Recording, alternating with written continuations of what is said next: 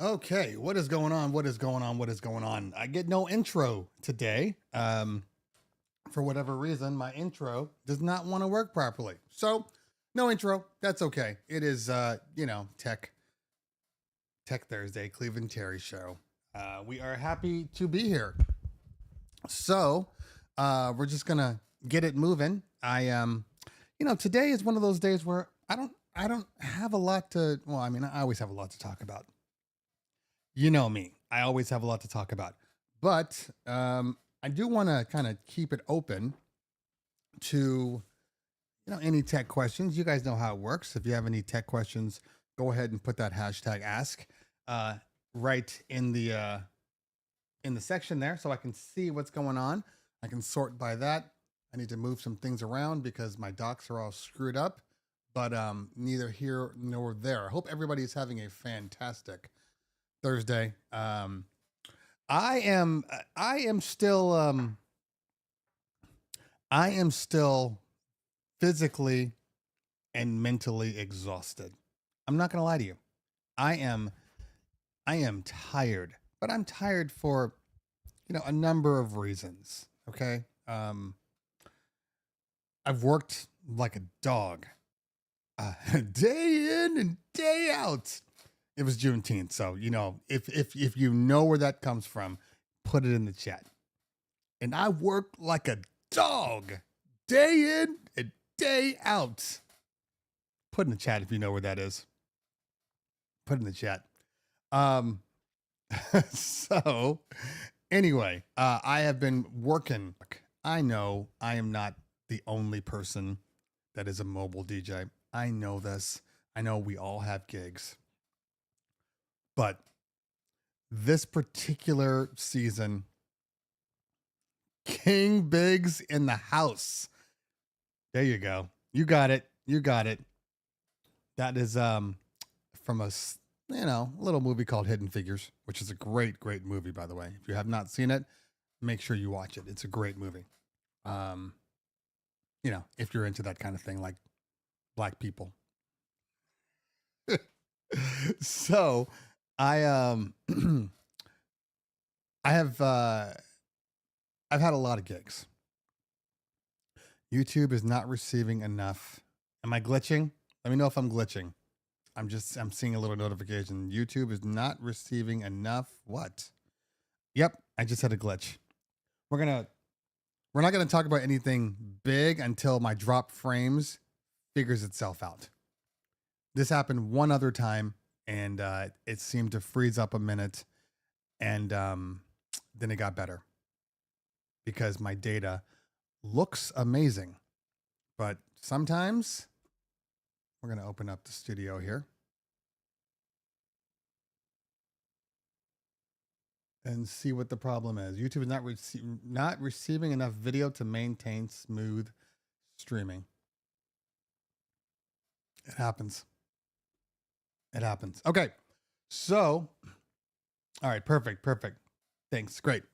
All right, so yes, so Hidden Figures, fantastic movie. Um it really does make math fun, and all the actors in it are amazing. Even even white savior Kevin Costner is amazing in it.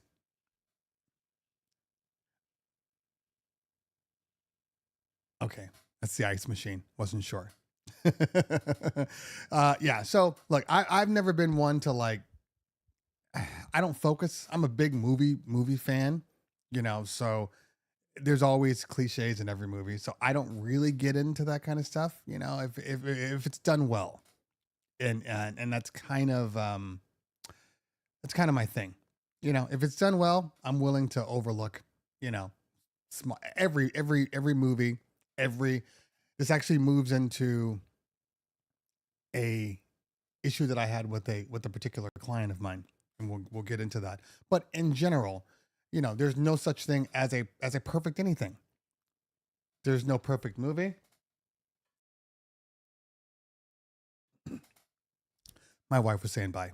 So there's no such thing as a perfect movie. There's no perfect basketball game or perfect golf. Like there's no such thing. There's always going to be small flaws. Even if you're DJing and you think you had a great set, and then you happen to have recorded that set, and then you watch that set back, and then you realize, that wasn't as good as I thought it was. I mean, the crowd was erupting. Everything was amazing. The energy was through the roof. And then you go back and listen to your set and you're like, oh, that was a bad transition. That was a bad choice. Why did I do that? Why did I come in here when I should have come in there? So there's no such thing as a perfect. I ran into this issue just recently with the client of mine. What's up from LA? Nothing. V squared. We're both in LA. I'm a little outside of LA. Anyway, I had a client that complained about issues that were not even related to the party. I mean, they were related, but it's sometimes people complain and they really think they did something. Like they get on their keyboard and they go crazy. And this happened and this happened and this happened. And, immediately your first response is to be like, oh no, what did my guy do? I'm a multi-op. So, things are happening outside of my control. And, but I'm still reading this email, I'm going through, and I will give you an example of what I'm talking about. And I need to make my screen bigger so I can read your comments a little better. All right. So here is my example. So recently, it happened about, what are we at? June 20th? So it happened about a month ago.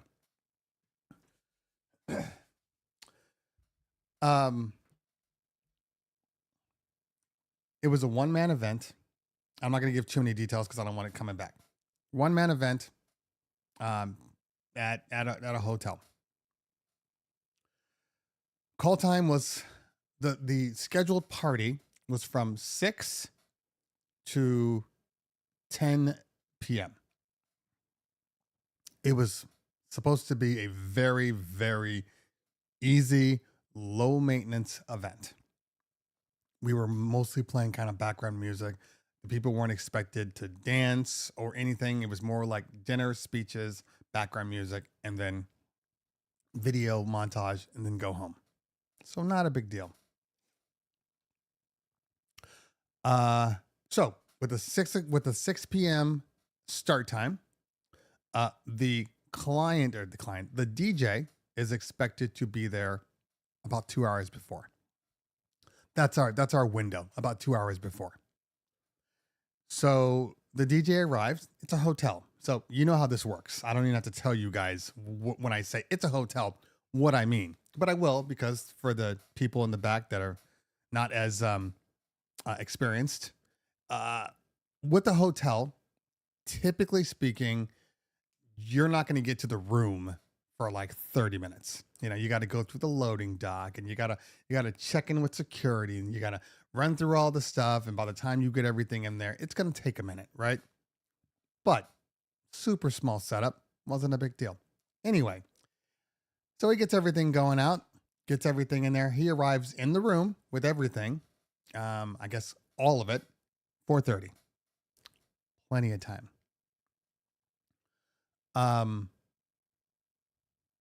He's all set up, video's tested.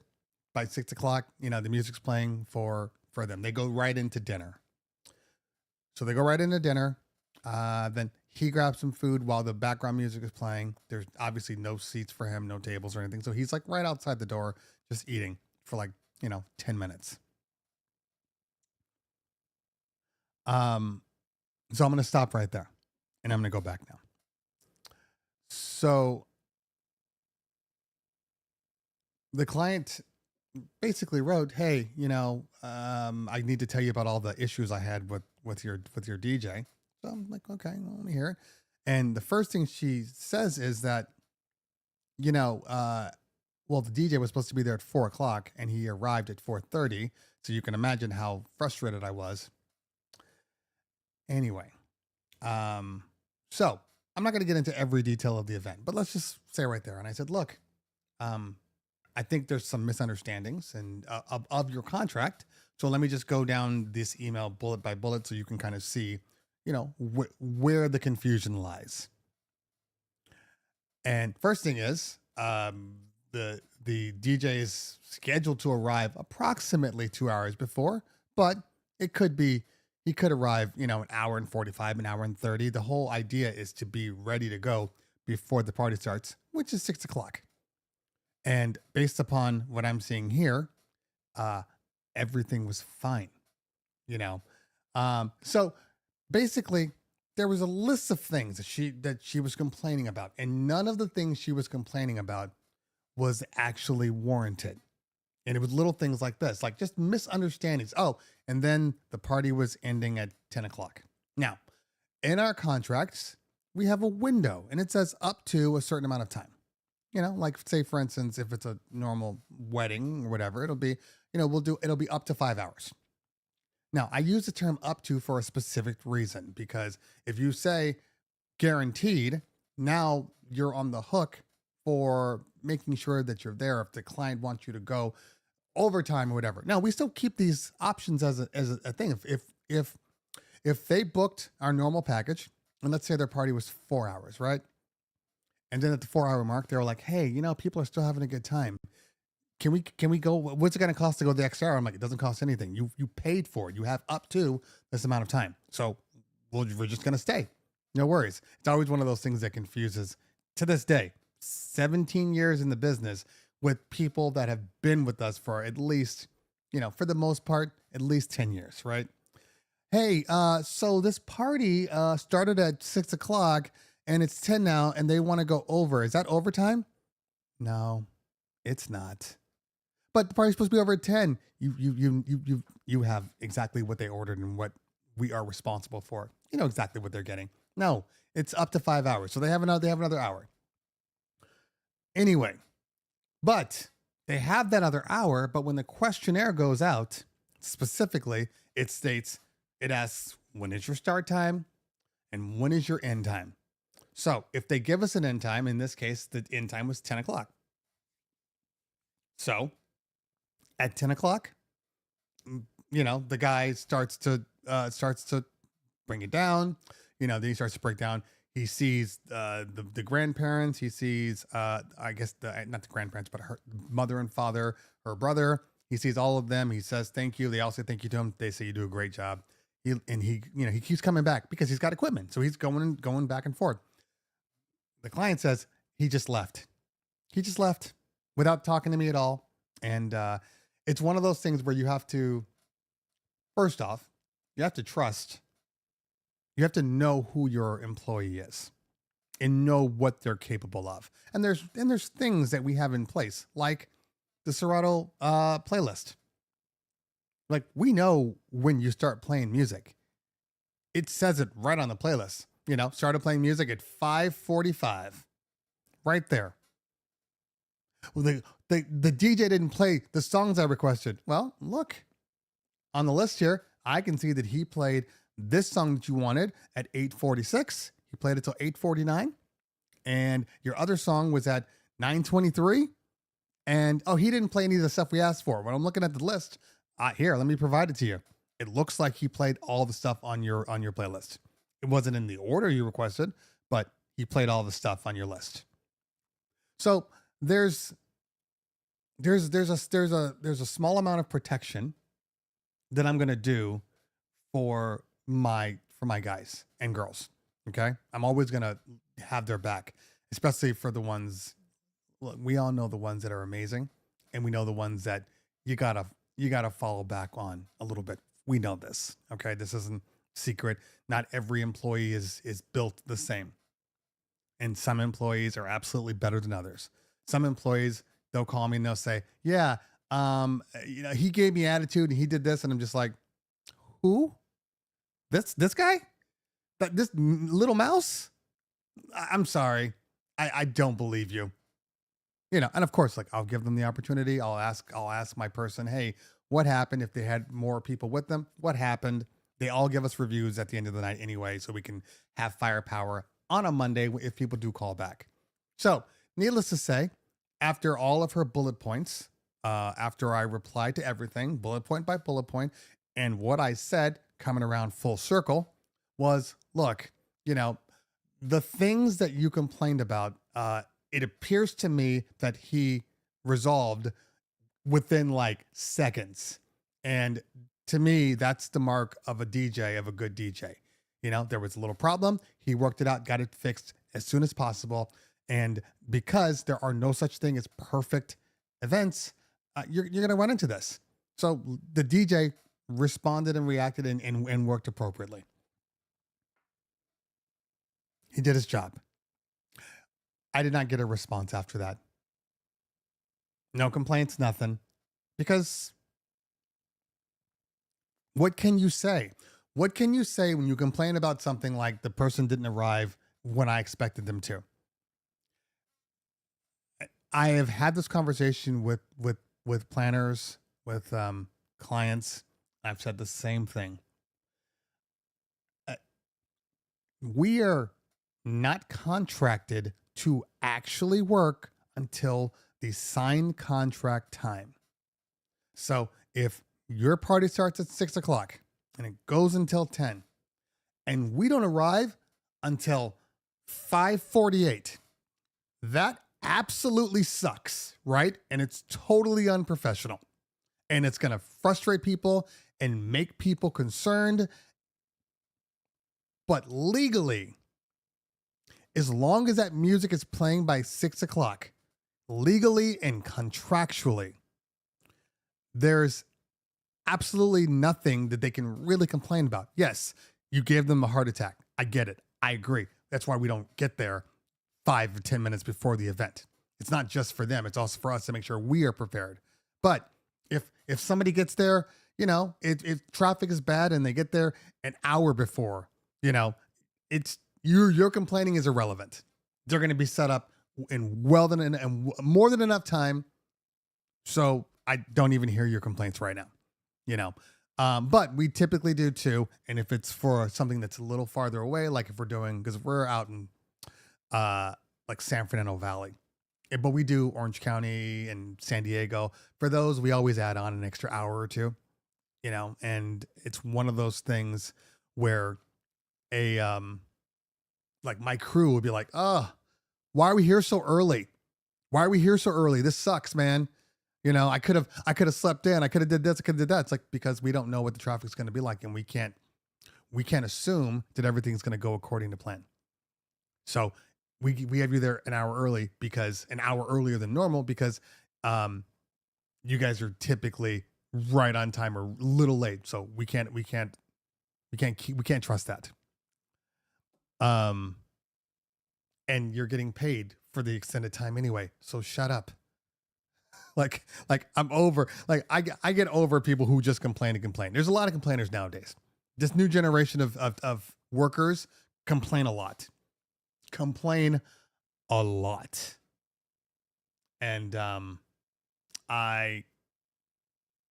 you got to work with it. It is what it is. But I hate to be that guy. I honestly hate to be this guy. But it is absolutely true. The generation, I'm making a global statement here. Okay? Global statement. This new generation of workers are so entitled. Their expectations are so just grand that it is hard to like get what you need out of them. There's always something. Well, there's this and there's this, and I can't do that. And how dare you expect me to do this, and blah, blah, blah. And yeah, and we're just like, okay, all right, you know, but it's getting harder and harder. It's getting harder and harder to hire people that you just know will do a good job. I have guys right now. And by the way, for the most part, all of my DJs and MCs are pretty much solid. It's the dancers that are the issue, but I got DJs that can be a little prima donnas too. But I also have some that I never talk to. I never talk to. Like, I send them their invite for their event and everything. They accept, it could be a month before, a month and a half, then a week before the event when we're setting up all the equipment. I'll shoot a little video, and post it in there in the invite saying, hey, this is your setup right here. You're taking this, take this, don't forget this, blah, blah, blah. Okay. That'll be their response. And that's it. That's like the only time that I talk to them. That's the kind of employee that I love. The secondary kind are the ones that will show up, they'll accept everything. They'll show up and they won't read any notes until like either the day before or the day of. Those people drive me crazy. The day of people. Hey, it says here I have a video montage. Is there a link? It's in your Dropbox where we put every other video montage for the past 10 years. So I'm seeing on here, I'm taking this and this. Is this all I'm taking? What did my video show you? Like, there's so much more of that in the world today. And in their minds, they think they're being like, oh, proactive. I'm making sure I have everything. But in my mind, I'm like, you're just not reading. You're not reading. You're not viewing. You are not absorbing the information, the same information that I give to the other 8 parties. I got to spend extra time hand holding you. And I shouldn't have to. So I got all kinds. I'm not one word employee. There you go, Isomatic. Not mad at that. Not mad at that. All right, hold on. Let me go back here real quick. I did see Mixmaster G in the house. I saw Queso in the house. I saw Mulberry, Don Rafa, Northwest Audio. Who else? DJ Dell.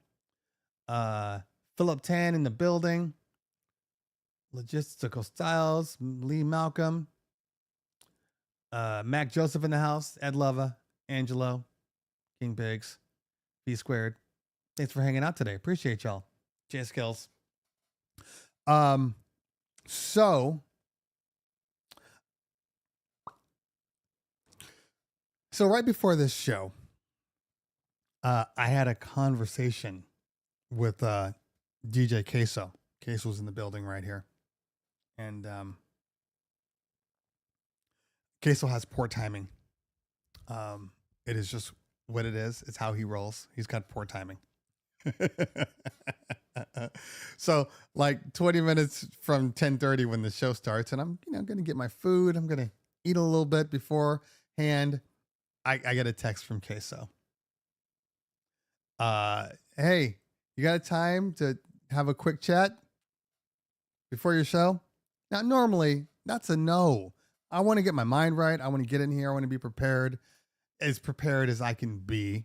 Because guys, that sometimes on these days, it's pure chaos. I know this. You know this. We just run with it. Just pure chaos. So chaos, in fact, and I will get back to Queso's story. So chaos, in fact, that remember when I was trying to bring up the Newmark Mixed Stream or the Denon Prime Go, any of them to kind of test Engine OS. And I plugged in my stuff and nothing would charge. And I'm like, God, do I have the wrong cords? This is crazy. I've never experienced this. This is insane. Why is it that a week later, because I've been busy, I plug in the same cord and I'm fully charged? Fully charged. Sometimes chaos just reigns supreme and you just roll with it and we moved on. But chaos, everything's fine now. I haven't changed anything. All I did was re-plug it in. Sometimes the powers that be, whatever my guardian angels are, they like messing with me. They absolutely like messing with me. Anyway, so And maybe we'll talk about this just as long as everything works according to plan here. So back to Queso's bad timing. So he said, "Yeah, can you have a couple of minutes?" Now, I want to be clear with Queso. There's no couple of minutes. There's no, "Hey, I got a quick question for you." That doesn't exist. So I already knew what I was getting into. But his question was a question that a lot of people ask. Okay. So I feel like this is a question that we should probably talk about. And that is, uh, it's a multi-part question, but the gist of the question is, when do you know it's time to go off on your own and pursue your live stream of being a professional DJ? When do you quit your job and you quit your 9 to 5 or your whatever shift you got and you go on and you do your own thing? When do you know when that is? Now, I immediately become the worried guy. Like, I mean, it's not for everybody. I know that people see what I do and they see the Knicks and they see the Jason Janais and, everybody. And they're like, well, they're doing it. I can do it. And this is absolutely true. You absolutely can do anything you set your mind to. But sometimes the degree of what you do, it can play into it. Okay? It can play into it. So when I tell people, I mean, absolutely, if you can do it, do it. There's a caveat there of like, hey, make sure that you are prepared for it. Make sure that you understand that, like, financially, there might be some situations that you're going to have to deal with that you didn't see before. That 9 to 5 consistency goes away when you're a mobile DJ or a club DJ or whatever. It goes away. You have to work twice as hard to do that. 3 times, 4 times as hard. And especially, so there's things that you got to do, and we'll get into those. So first things first. I'm never going to tell anybody not to pursue their dreams. Okay. So if you have a dream, you should be pursuing it. You only have one life. You should make it count.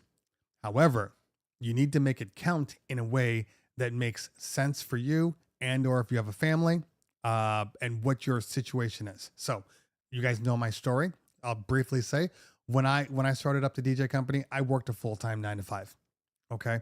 And for 8 years, I did both jobs at the same time, nonstop. Okay. And I did not leave the 9 to 5 until I was making, and not only making, but like being able to see the future bookings and the predictions. Okay. I know for the next year and a half, I got enough bookings to survive. And anything, if any business told you that you have a year here, you'd be like, okay, that's fine. If they told you had 2 months, you'd be stressing out a little bit.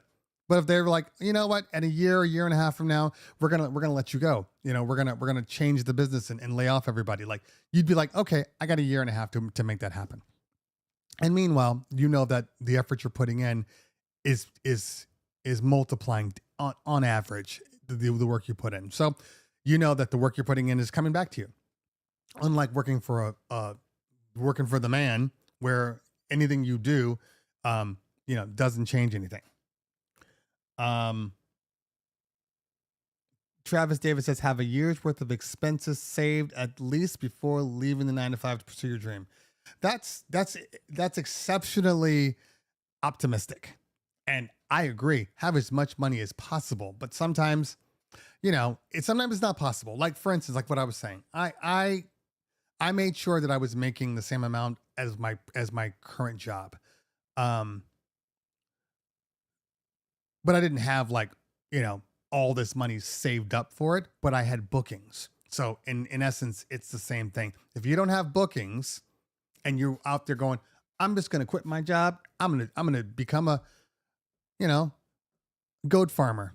You have to be like, okay, well, for the first year, how am I gonna pay the bills? Now, sometimes it's as simple as, well, I have a wife. My wife works full time too. She's allowing me to go to pursue my dreams. So she's gonna take care of the financial responsibility, and my little stuff will take, utilities or something like that. Cool, great, perfect. But if you're the sole breadwinner, if you are the sole earner of your family, then you have to think about it differently. You can't just go off, But if you're at home and you're living, do whatever you want to do. You're living at home, handle your stuff, whatever. Go out and pursue. Like my son, it's like whatever you want to do. Now is the time to do it. When you don't have responsibilities and you can do whatever you want. Now is the time to start establishing those foundations. You're supposed to kind of live and grow and learn and then teach, and I try to teach my kid, hey, you don't have to be me. You don't I know you're looking up to me and I know you respect what I do and you're proud of your dad and whatever. That's fine. But all these things I'm doing, you don't have to wait until you're in your 40s to be successful. You can start this stuff now, because there's a lot of stuff that I would have loved to have done earlier in life that I just did not take the opportunity to do when the opportunity presented itself.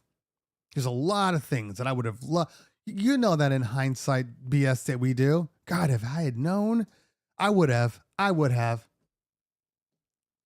but it didn't. So this is where I am now. This is where I am in my, late 40s, having a YouTube channel now, when a lot of people started out in their 20s. Now it's worked out for me, or starting up a company. It's worked out for me, but it could have failed miserably. It absolutely could have failed miserably. But again, different generation. And I think a lot of the people that are on this channel are a different generation. When I see people moan and complain about everything going on in their lives, and I'm sitting there going, well, yeah, these things happen, but this is what I'm going to do in order to fix it. Or there's no money or this, or I'm going to have to do this. Just recently, like yesterday, I had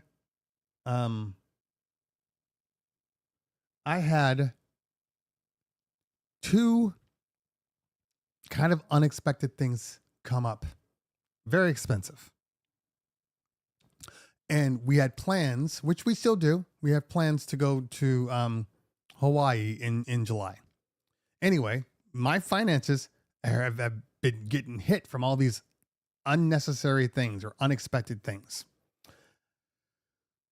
So as we're trying to look for flights and stuff, and I have, 4 people, and grandma's coming too. So that's 5 people I gotta buy flights for. It gets expensive. Anyway, to make a long story short, so we're flying out on Monday and we were coming back on Saturday. And a client of mine that happens to be a family friend was like, you might want to, have you looked at just staying until Monday, and you're already out there and it might be cheaper. So we looked into it, and yes, the flights were definitely cheaper. The flights were like $1,200 cheaper. Like what I was paying, it was $1,200 cheaper if I just stayed until Monday versus leaving on Saturday. So I have a video project for this lady, right? And that I'm doing, because I'm like, I gotta get paid, I gotta make this money, so I can get her this, because we have all these things happening in July. She says, "Oh, hey, by the way, I have this credit card that has great deals at these hotels. If you stayed, I can get you this hotel for like a steal. Like normally, let's say the hotel was like $900 a night. Like she's getting it for like $450 a night, right? So, anyway, the bottom line was, she was like, "Oh, I can find these deals, and you can." And my wife's like, "Oh, you can pay on the credit card." I said, or,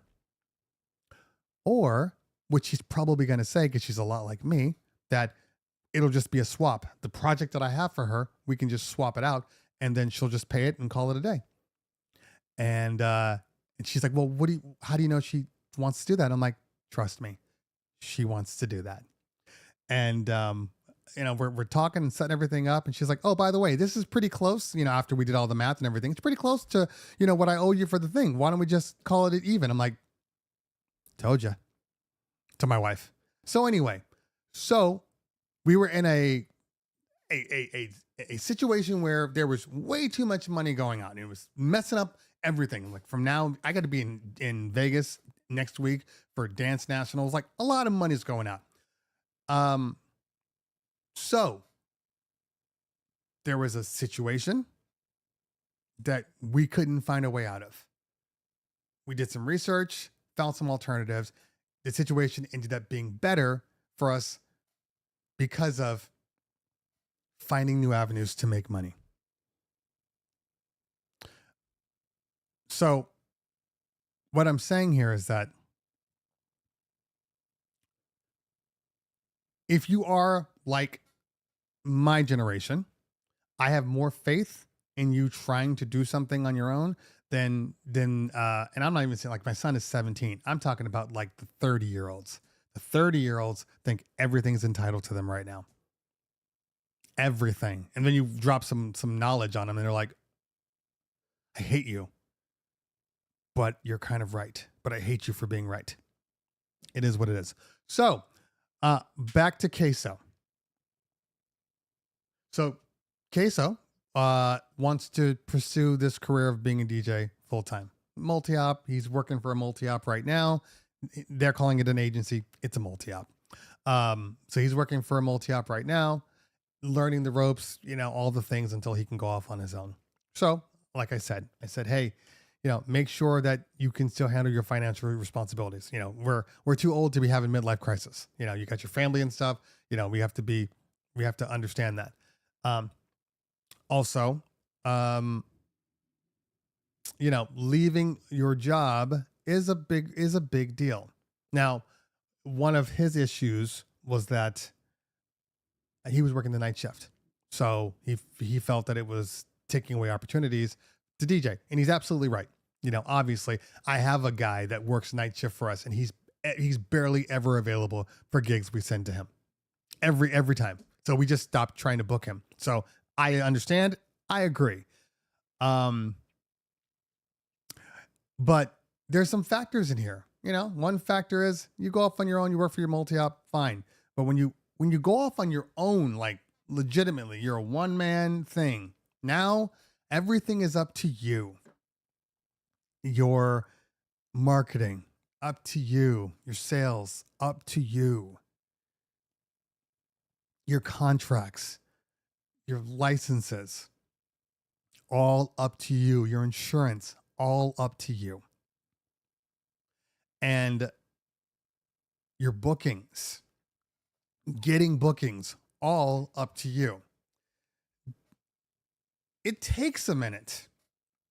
It takes a minute to get those bookings. So let's assume, like I said, I'll go back to 2008, 2007.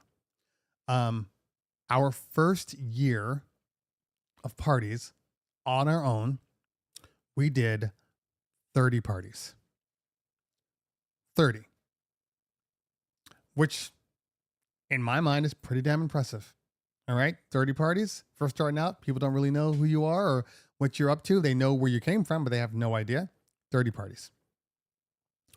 After the 30 parties, the next year we had 60 parties. And then following year after that, we had 150 parties. And so on and so forth. But I couldn't survive off the 30 parties.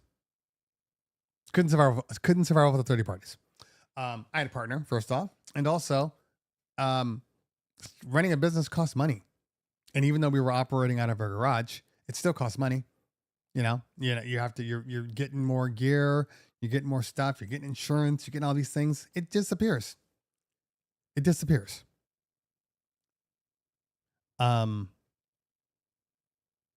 So, and you also want to be able to take that money and then build up, scale up, So when we first started, full-time job, and I think we were taking like $300 a piece for every gig we did. We just paid ourselves the $300 and the rest of it went back. So it was just extra money because we still had to pay the dancers and rent the vehicles and the vans and all that stuff.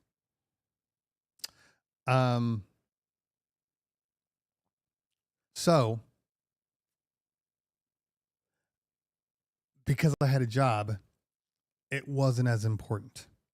Then the following year and the following year and the following year, we went up. It was $300 a gig, then it was 500, then it was 600, and we just kept going from there until we were able to say, okay, now we don't have to do per gig. We can just do a salary, and our salary is this. As soon as my salary was what I was making at my day job, even though technically I'm making like twice as much right now, but I didn't need twice as much. And I think that's one of the keys. I didn't need twice as much to survive.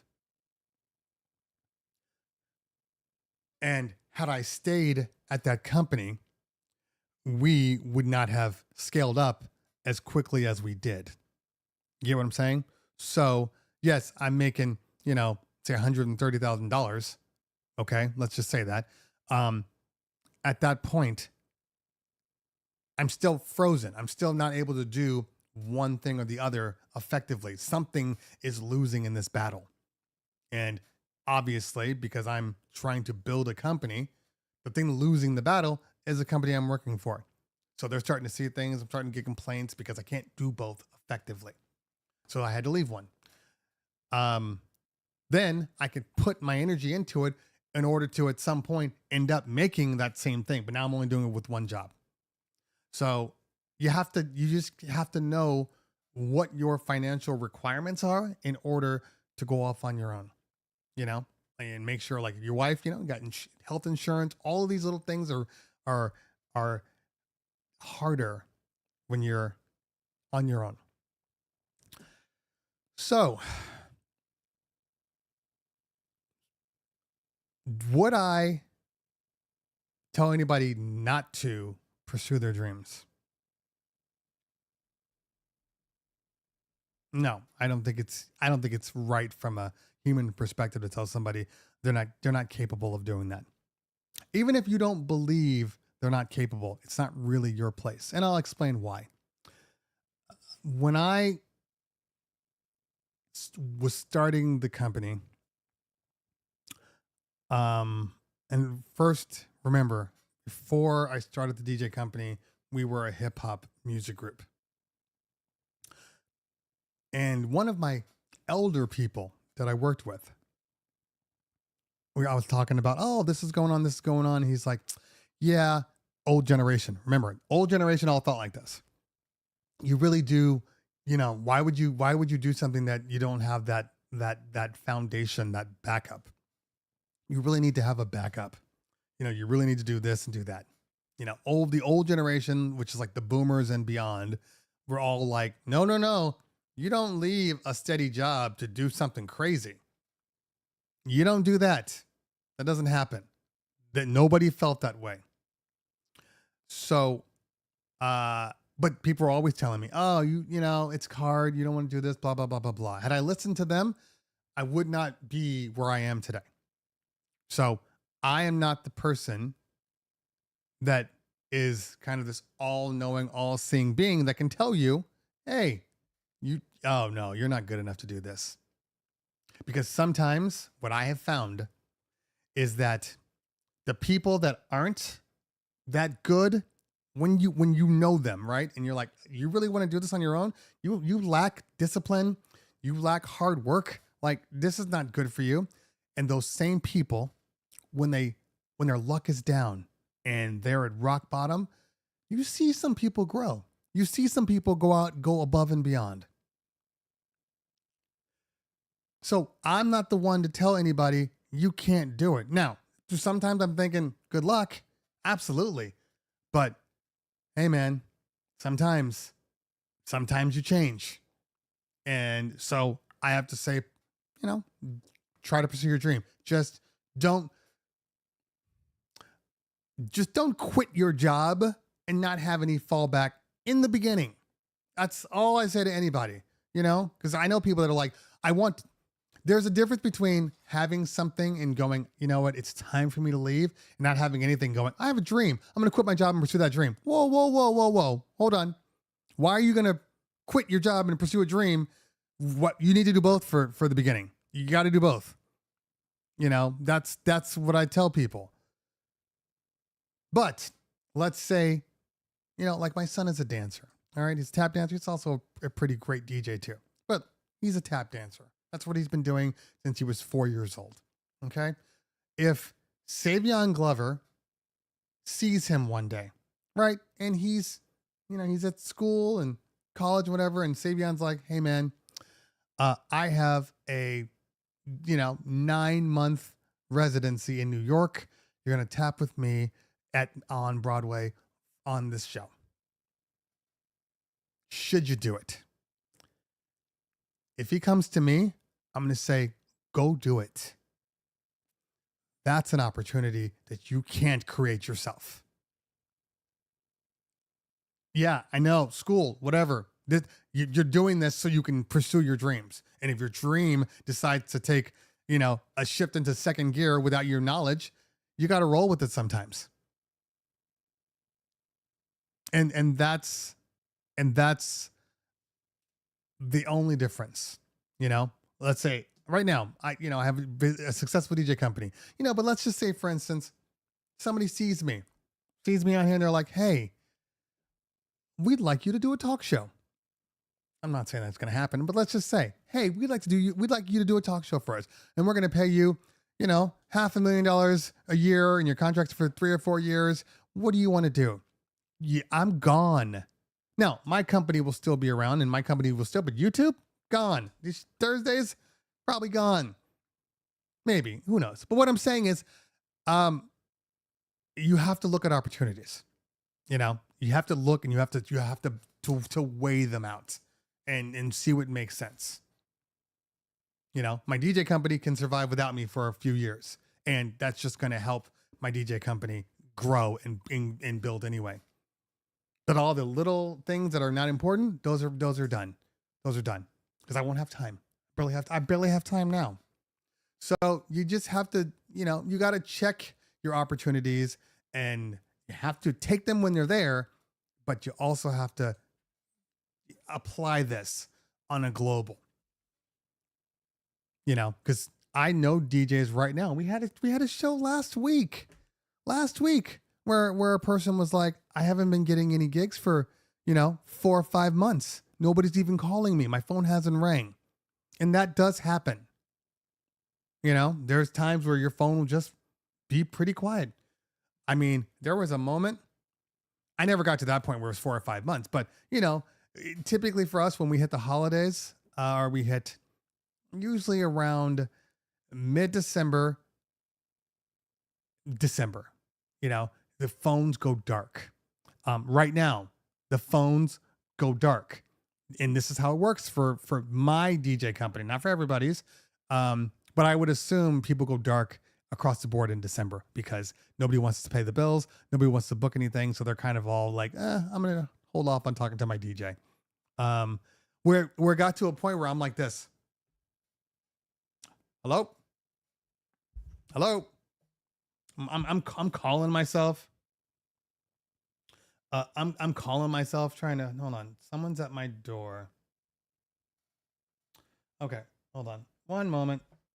Just going to make sure.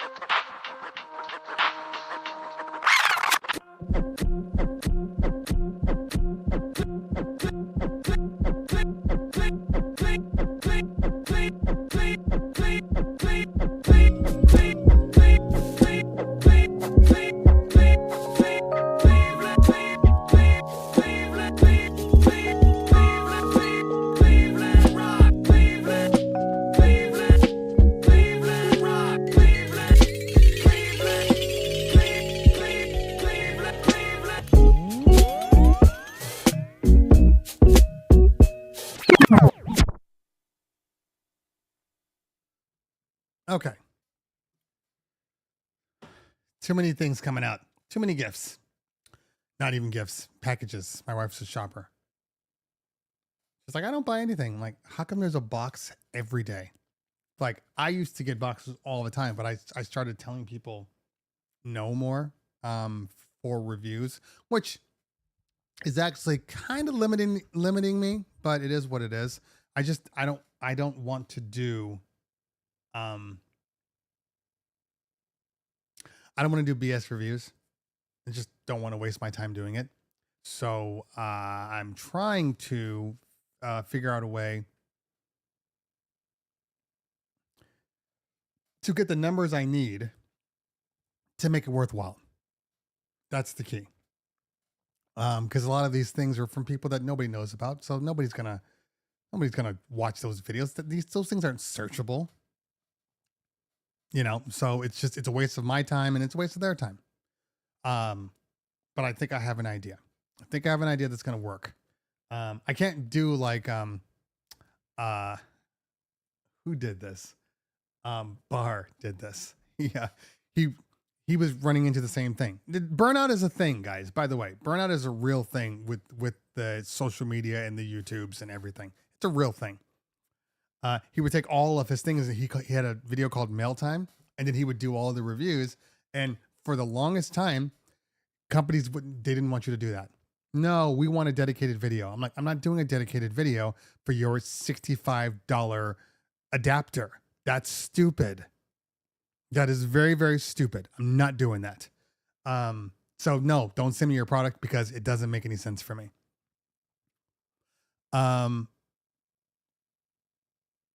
But things are changing. Things are changing. In all honesty, I've noticed a lot of sellers when they email now, they're like, yeah, so if you can just throw us in, a 30-second slot or put it in. I'm like, okay, now you guys are getting smarter because I'm sure I'm not the only one telling people no, I can't do a dedicated video for you. I can do a sponsored video. That's the best I can do. And why would you want me to do a dedicated video? That's stupid. You stand to make more. Like, for instance, whenever the Performer hardware, and I have something for the Performer. Whenever the Performer comes out,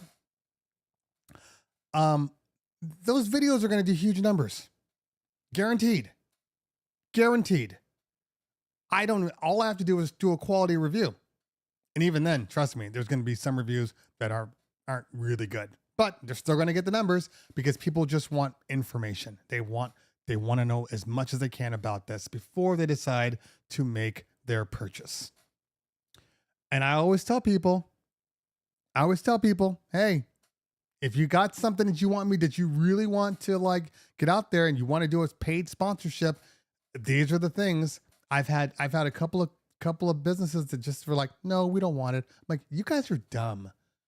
And I don't use that term lightly, but some people are dumb. I'm like, I'm giving you a notice. You know what it's like? It's like, I know this is illegal, but it's like if I was a business, right? And I'm like, hey man, hey friend of mine, I happen to tell them, the business is about to be fined for something that this business shouldn't have been doing, and they're going to get fined for $10 million, right? And you happen to operate in the stock market, and one of your large stocks is this said business that he's telling you about. I know it's illegal, but just get where I'm coming from. And he tells me, hey man, I just want to let you know, because he knows that I have stocks in there. Oh, okay. And if I don't go and sell those stocks right now when they're at the high, if I don't go and do that, I am an idiot. And that's what I'm saying. I have called people and been like, hey, there's an opportunity for you to get a lot of eyes on whatever you're doing for a sponsorship. Do you want to do it? No, we're good. Okay, I'll give it to somebody else. I guess you didn't want 50,000 views on your product. Okay, I get it. Not really worth it mathematically. Some people are dumb. Yeah. Um. Anyway. Um. Let's see here. True. I got burnt. Oh, live streaming all the time. That's a whole nother animal. Whole nother animal. Um. Hold on. Let me go back to some of these comments here. The greatest educator's experience. Absolutely. When you fail to plan on failing. Absolutely. And the plan doesn't have to be that extreme. You know what I mean? You know, because some people will plan themselves to death and then they never get anything done because they're too busy always planning. At some point, you just got to just do what you got to do. All right, let's go up here. There's a saying, hard time makes strong men make easy times make weak men. The issue it becomes too easy. Well, this is very, very true. Everything is available to people all the time. All the time. I need to make this bigger. All right, let me get rid of one of my chat docs here. Okay, there we go. I'm just expanding some things so it's easier to read. There we go. Billy Carlson of the world. I don't even know who Billy Carlson is. I'll have to Google that person. I don't know them. Leon Billups in the building. By the way, your maxi stand video was great. Thank you. Appreciate that. The only issue I have with the maxi stand video is I shot the video, in all honesty, 3 to 4 weeks ago. And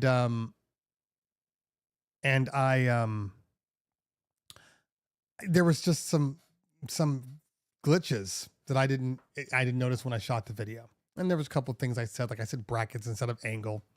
Okay. I don't know what it is about people that feel the need to tell me how to fix the situation. Like I had focusing issues on my camera and they felt the need to tell me. Now, you know, if I had one video, okay, fine. I'll give you that if I had one video. But I have like 500 videos with multiple cameras, with multiple situations. Sometimes things just happen. You don't have to tell me. You don't have to tell me. I see it immediately. I know exactly what went wrong. I knew what went wrong when I realized that I had the wrong lens in the first place because I needed a wider lens. And I didn't bring my wider lens. I had my super shallow lens. Everybody always wants to be so helpful. I try not to be helpful for obvious things because to me, you know what it is and you being helpful in that respect. All it does is just like multiply my frustrations of having the issue in the first place. So yeah, that's that. I blame everybody gets a trophy, even if you participate. So, hold on. Before I answer John Rafa, Clarence Lewis says, where's stems for the Prime 4? Ask Denon. Although, if you're even still here, I don't know if you're here or not, but the bottom line here is this. Look, the stems were trash. Okay. They were trash and they do a lot of leveraging on a lot of different things. So that could mean, in music might leverage Denon, might leverage something from Newmark, might leverage something from Akai, might leverage something from Rain. And there's a very synergistic thing. So but for whatever reason, the stems that were created for the Prime 4 are different than the stems that were worked on from the Akai MPCs. Okay. So I don't have a definitive answer for you, but they didn't say no. My mind says they just stopped working on that one and they're going to port over the one from Akai, and which is considerably better than the one they had. That thing was trash. So give it time. It'll come. Okay. back to, um, so this is actually a thing that I don't want to say studied, researched in great detail, but I've always had this saying: there are key moments in history for everything that we do that don't define what happens now, but defines what happens 10 years from now. And one of those things, as Don Rafa was saying, was everyone gets a trophy.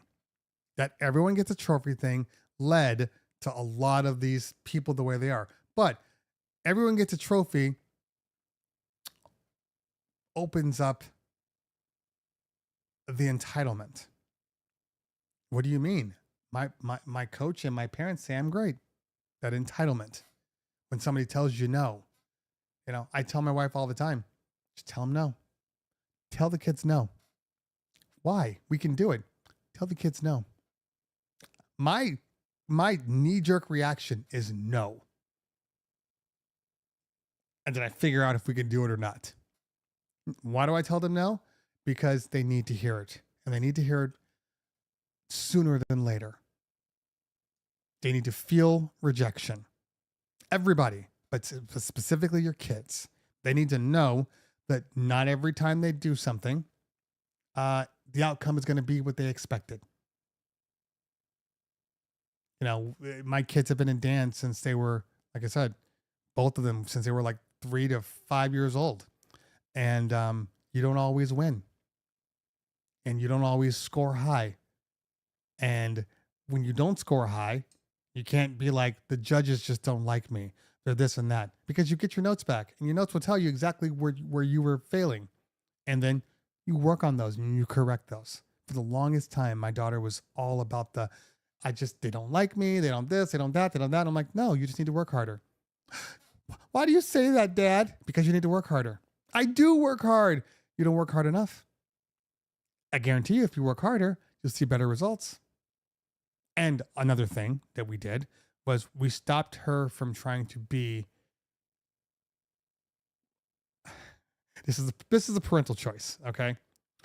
When your kids are in something that is like multiple disciplines, sometimes what they want to do is not in their physicality, okay?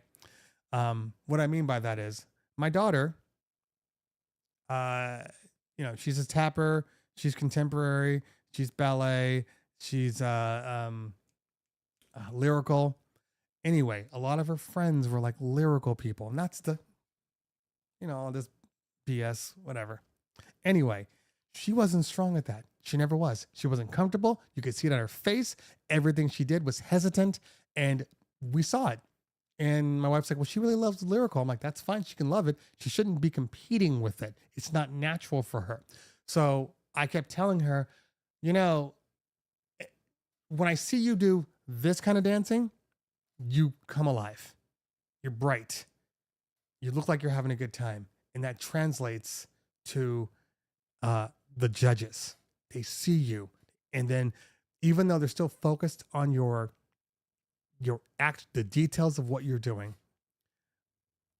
they're also just enjoying it. So, maybe some things that they would have spotted before, they give you a little bit of a thing, because you're having a great time. You're just, the love of it is intoxicating. And she kept fighting me on it. No. And then finally, I'm like, I need you to do this for me. And she was always getting, decent scores, but not winning, not getting really high scores. The 2 things that I told her she should do, the 2 disciplines, she started doing those, and she was winning. And then that boosted her confidence. And then she was winning more and winning more. I mean, that's our jobs as parents. That's our jobs as parents, as business owners. It's to guide people and where we can see them going, but not stop them from doing something. At a certain point, they have to see. But you got to be able to see both sides of it to understand which is better for you. As soon as she started winning and seeing, she was like, oh, I understand now. You're right. I do. This one comes a little easier to me. So I can get better faster. I mean, there's a saying that says, there's a couple of sayings. One is do what you love and you never work a day in your life. Well, that's a lie. That's an absolute lie. I love doing what I do and I hate some days. But the other saying is that do what's easy. Do what's the easiest thing for you. If you're working, find a job that that is easy for you, that you're good at, and do that. Don't just try to make things harder for you just because. If you're good at talking, do something that involves talking. If you're good, if you're somebody that doesn't like to be out around people, but you're good at math, maybe you're a CPA, maybe you work at, one of the accounting firms, whatever, but like do something that you don't have to spend all of your energy, just trying to meet the minimum standards. Because what's the point of that? What's the point of that? Now there's no opportunities for you and you're doing just enough to get by and you're not winning. You're not winning. So whatever you're good at, do that. Do that. A lot of people don't know what they're good at though. These are just facts. Or they want to project themselves into something that they want to be. Okay. Perfect example. I'm a good DJ. There are DJs that are better than me. A couple DJs that work for me that are better than me. And I want that. I want people to be better than me. I want to be able to walk away and still make money and my company still be successful. I have long since left my ego at the door. I don't care. But talking to people, sales, this kind of stuff, there aren't a lot of people that are on my level. I understand this. This is what I'm good at. And this is not a ego. This is not a, dude, you need to humble yourself, which I'm getting real tired of, by the way.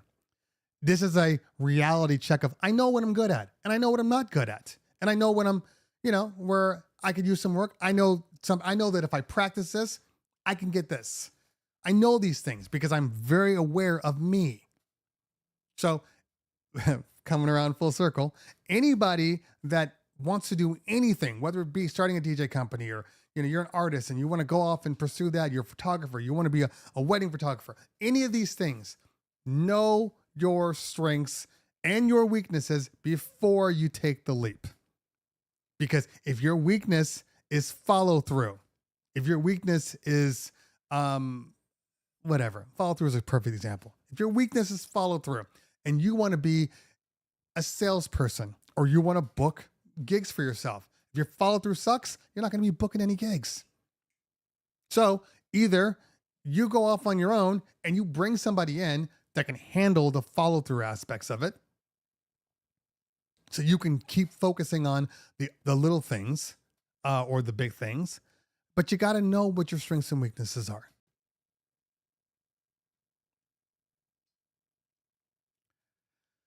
Okay, let's see here.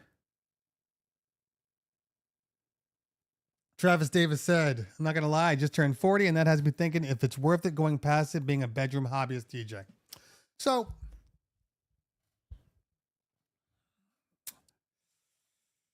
I mean, I've already said it. It's not the easiest thing. And there's a reason that people work full-time jobs and do this. There's a reason for that. Because it's hard to get a name to where people are just calling you for bookings. That's hard. It takes a while, and like I said, we're an anomaly because we don't even require party planners. We have party planners that book us, but we don't need them to survive. Most clients call us directly. They don't even book their party planner for another 6 to 9 months. We're an anomaly. But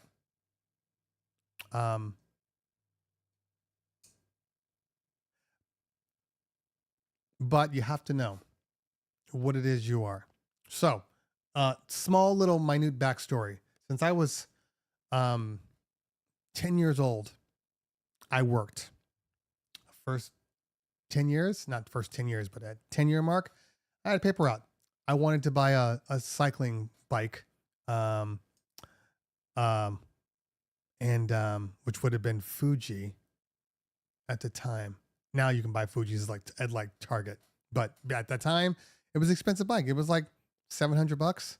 Campanolo parts on it. Like it was. I know now everybody sells Specialized, but back then Campanolo, those were the parts, and it was like $675, $700, something like that. And I wanted it. Parents couldn't afford it, so I got a paper route, and I put that little thing on layaway, and I kept paying until I could get it out. I wanted a waterbed. I wanted a waterbed. I did. And parents couldn't afford it. I put it on layaway. Paid for it myself. I think that it just depends on the kind of person you are. You just depends. Hold on. Let me move down to the bottom. To be clear, I'm a software developer. Coding is my passion, so I'd never want to quit. But the more I practice, the feeling of want to try. Yeah, I mean, so look, it's kind of like this for me. And now I remember where I lost my story. What I was saying, I could spend all my time perfecting and being the best possible DJ. I could absolutely do that, and I would be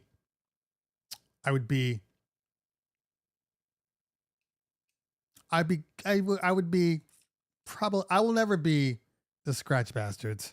I will never be the DJ Angelos. There are some people when you look at them and you watch them, you're just like, your thinking is on a completely different level. Like I don't even see how you got from A to B. Like I understand your transitions and all that stuff, but like, how did you even find this one little thing and turn this into this one big thing? How did you find that? Now, I could get better at that over time, but is that a good use of my time? So we're looking at somebody like Travis, who loves coding, but he also is a hobby DJ. So you have to figure out how much time do you spend in your hobby versus how much time do you spend in the things you love, and they can both coexist. So I know that I am better and it is easier for me to do these types of things than other things.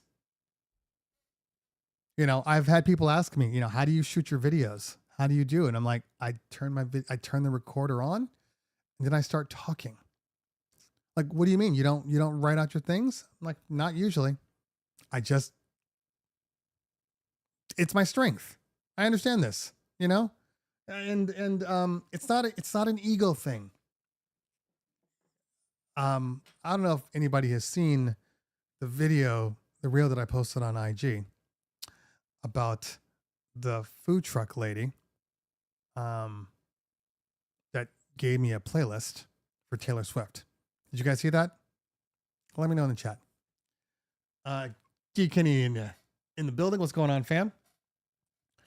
You know why I wanted a waterbed? Waterbed and silk sheets, baby. That was what I needed. Waterbed and silk sheets. And it was the worst thing I ever could have bought.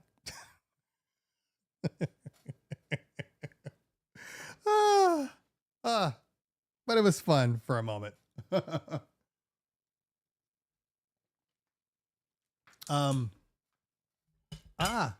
Magnet's kicking in here. So they have a new one of these.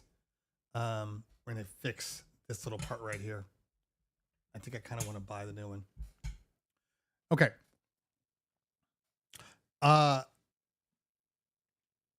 Matthew Bria in the house. What's going on? So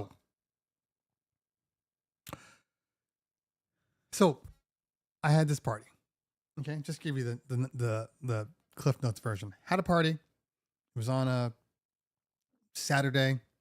Um, yeah, because I was DJing at night. It was on a Saturday, and it was in the middle of the day. By the way, 90 degrees out. It was hot. Middle of the day, sun beating right down on my computer and the performer. By the way, uh, M1 MacBook, 94 degrees. Like, it was so hot out there that the rain performer, because it's got a steel casing on it, or metal casing, I should say, hot to touch. Hot to touch. It was that hot.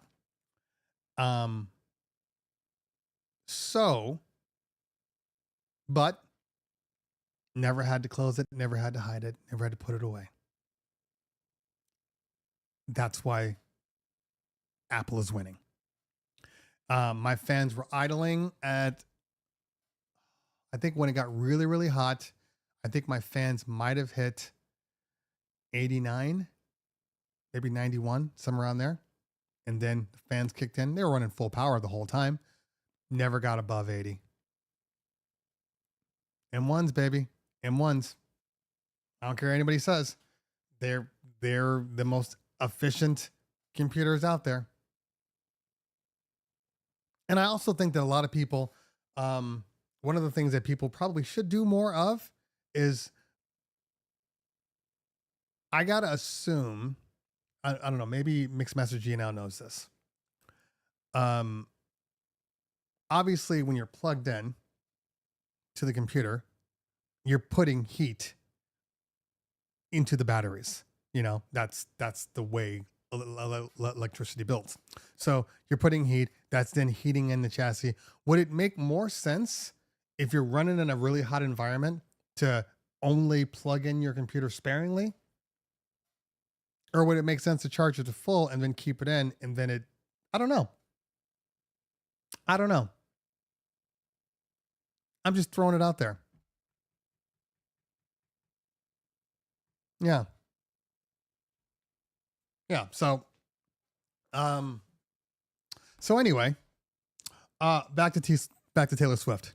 So it was a Taylor Swift themed party. And I mean, you walk in, it looks everything. It looks like a concert. She's got a stage and everything. So, the kid sends me a playlist, and it's just Taylor Swift music. Like, there's not a single song. There's like one song that's for the boys, and she's a funny girl. She's just like, yeah, I did put some music on there for the boys, the stuff that they like, and I'm like, okay, well, you didn't put all of the stuff on for the boys. You think you did, but you put one song on. So I asked her. I said, hey, do you want me to just play Taylor Swift? And her mom was there, and do you want me to just play Taylor Swift, or do you want me to sprinkle it around and play other music for everybody too? They both were like, no, play other music too. Okay, cool. So, as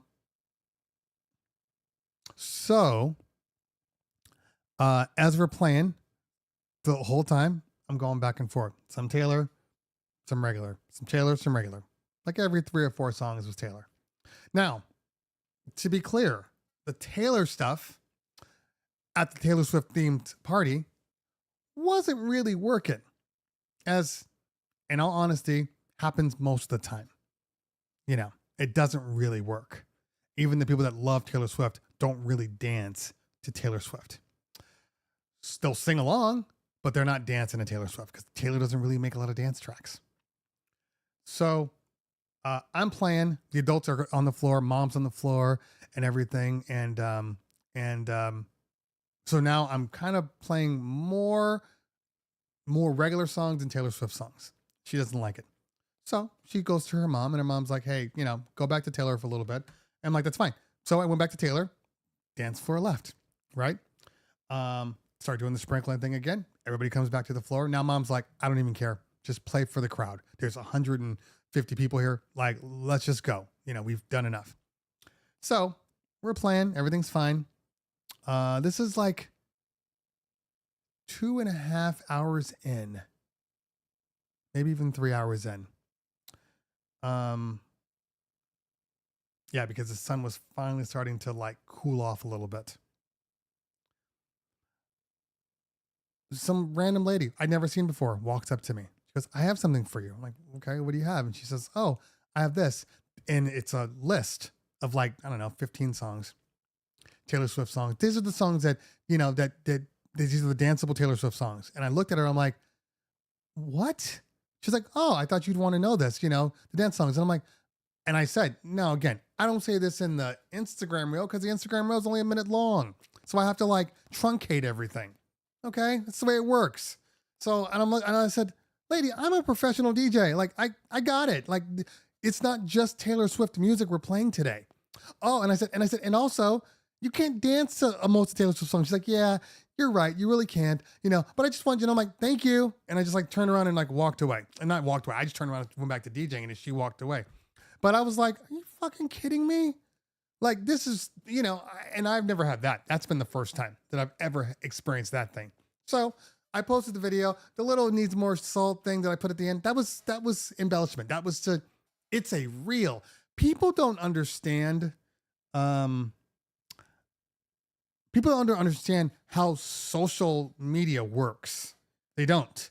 And for whatever reason, there's a lot more people that have no way to interpret, like innuendos.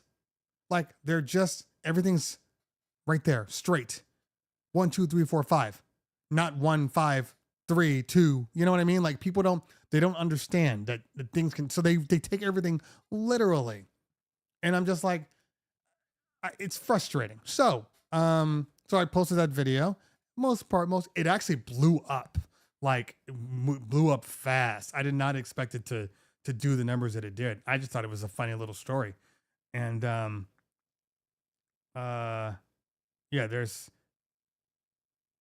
it's got 25,000 views on it right now.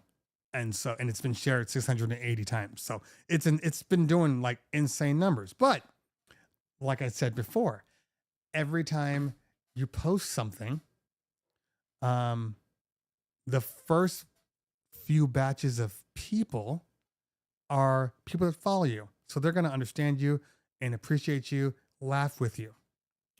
Then it starts opening up, and then you start getting dumb people that like say the dumbest things. Now, like I said before, I try to answer or, respond or react to anybody that says something, it's a part of the social media contract you have with people that follow you. But after a certain amount of time, it starts to get really, really annoying. Specifically one guy, his name was DJ Tall Guy. And he started the whole thing. He follows me.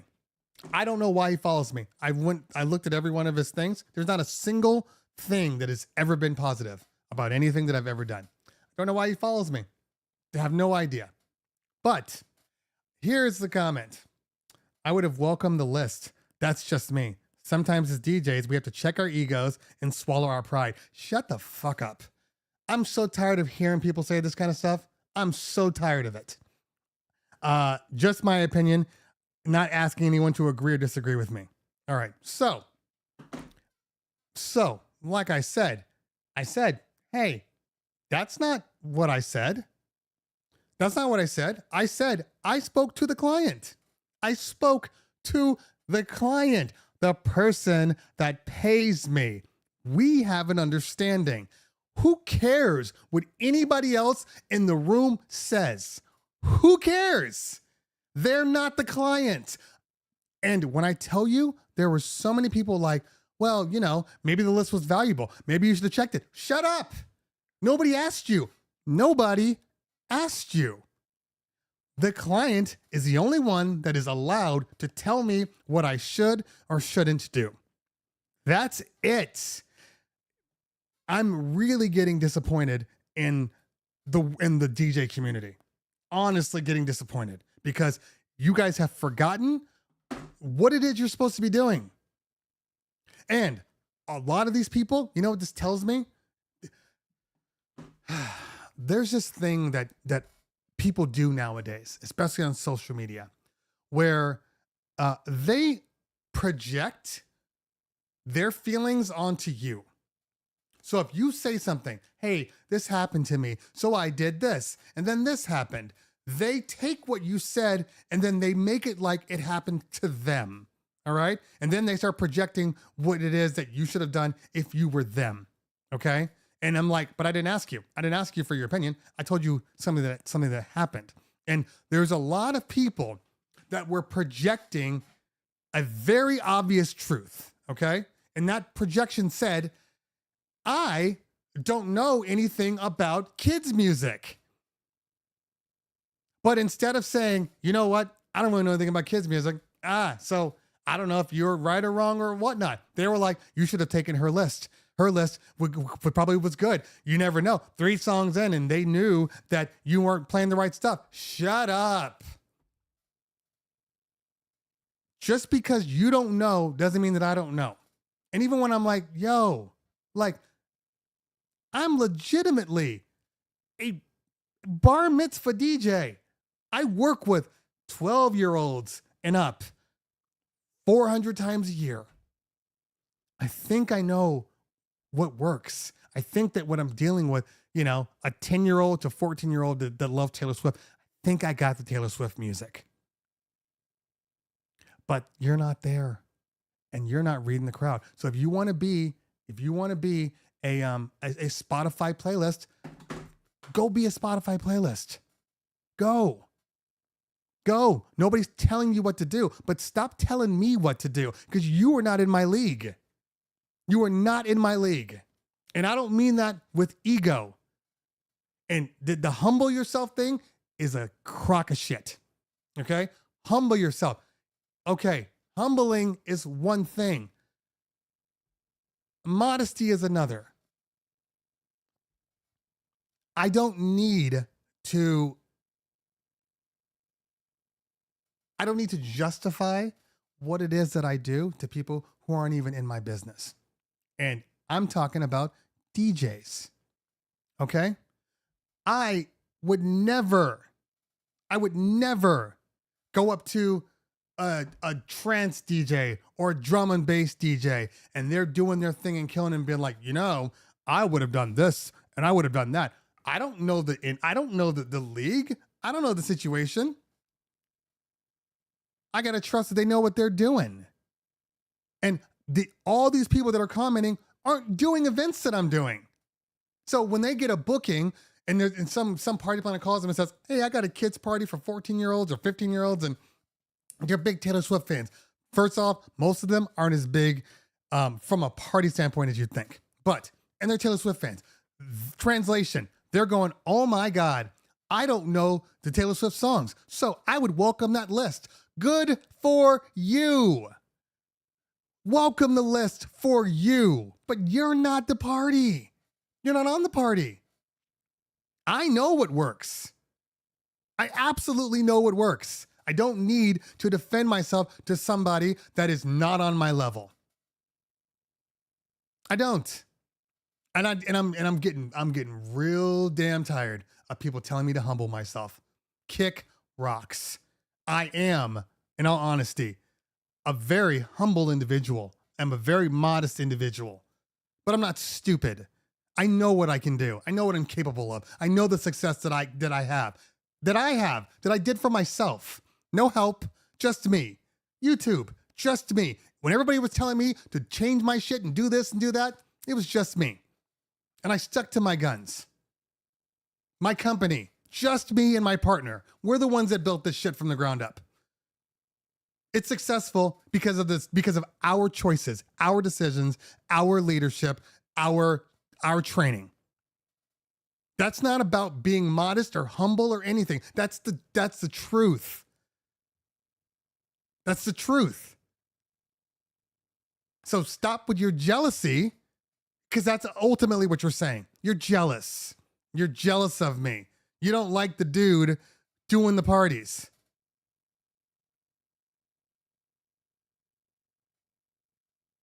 Not my problem.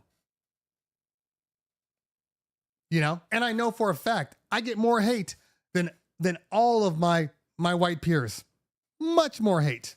I know this. I know people like to talk more trash to me than they do to others. I know this. I absolutely know this. I see it. when somebody tells me, you know what? You should have taken the list. You DJs just press buttons. No need, no reason to get uppity. You're my fucking stupid. You don't think I know what you're saying?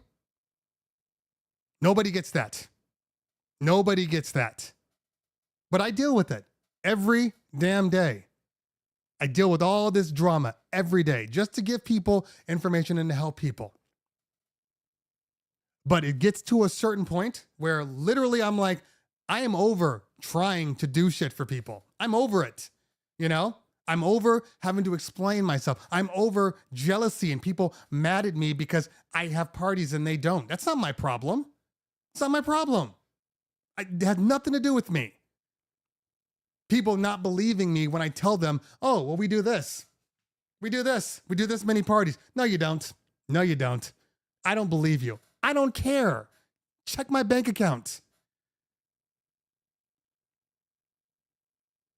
Now, if I were out there screaming the amount of money that we generated for the year, or I did this or I did that, if I was doing all that and flossing and showing you all the stuff and hey, look at my new car and look at, which I don't even have, by the way. I've been driving the same F-150 for the past pandemic, since the pandemic, you know? But if I were that person, yes, absolutely.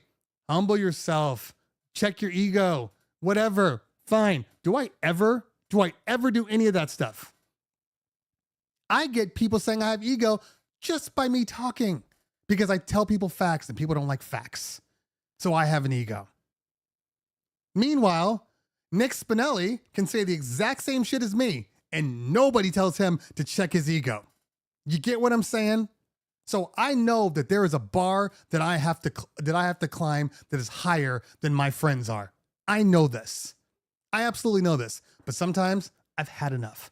And when you factor in the amount of work that I've done over this past 2 months, I was tired.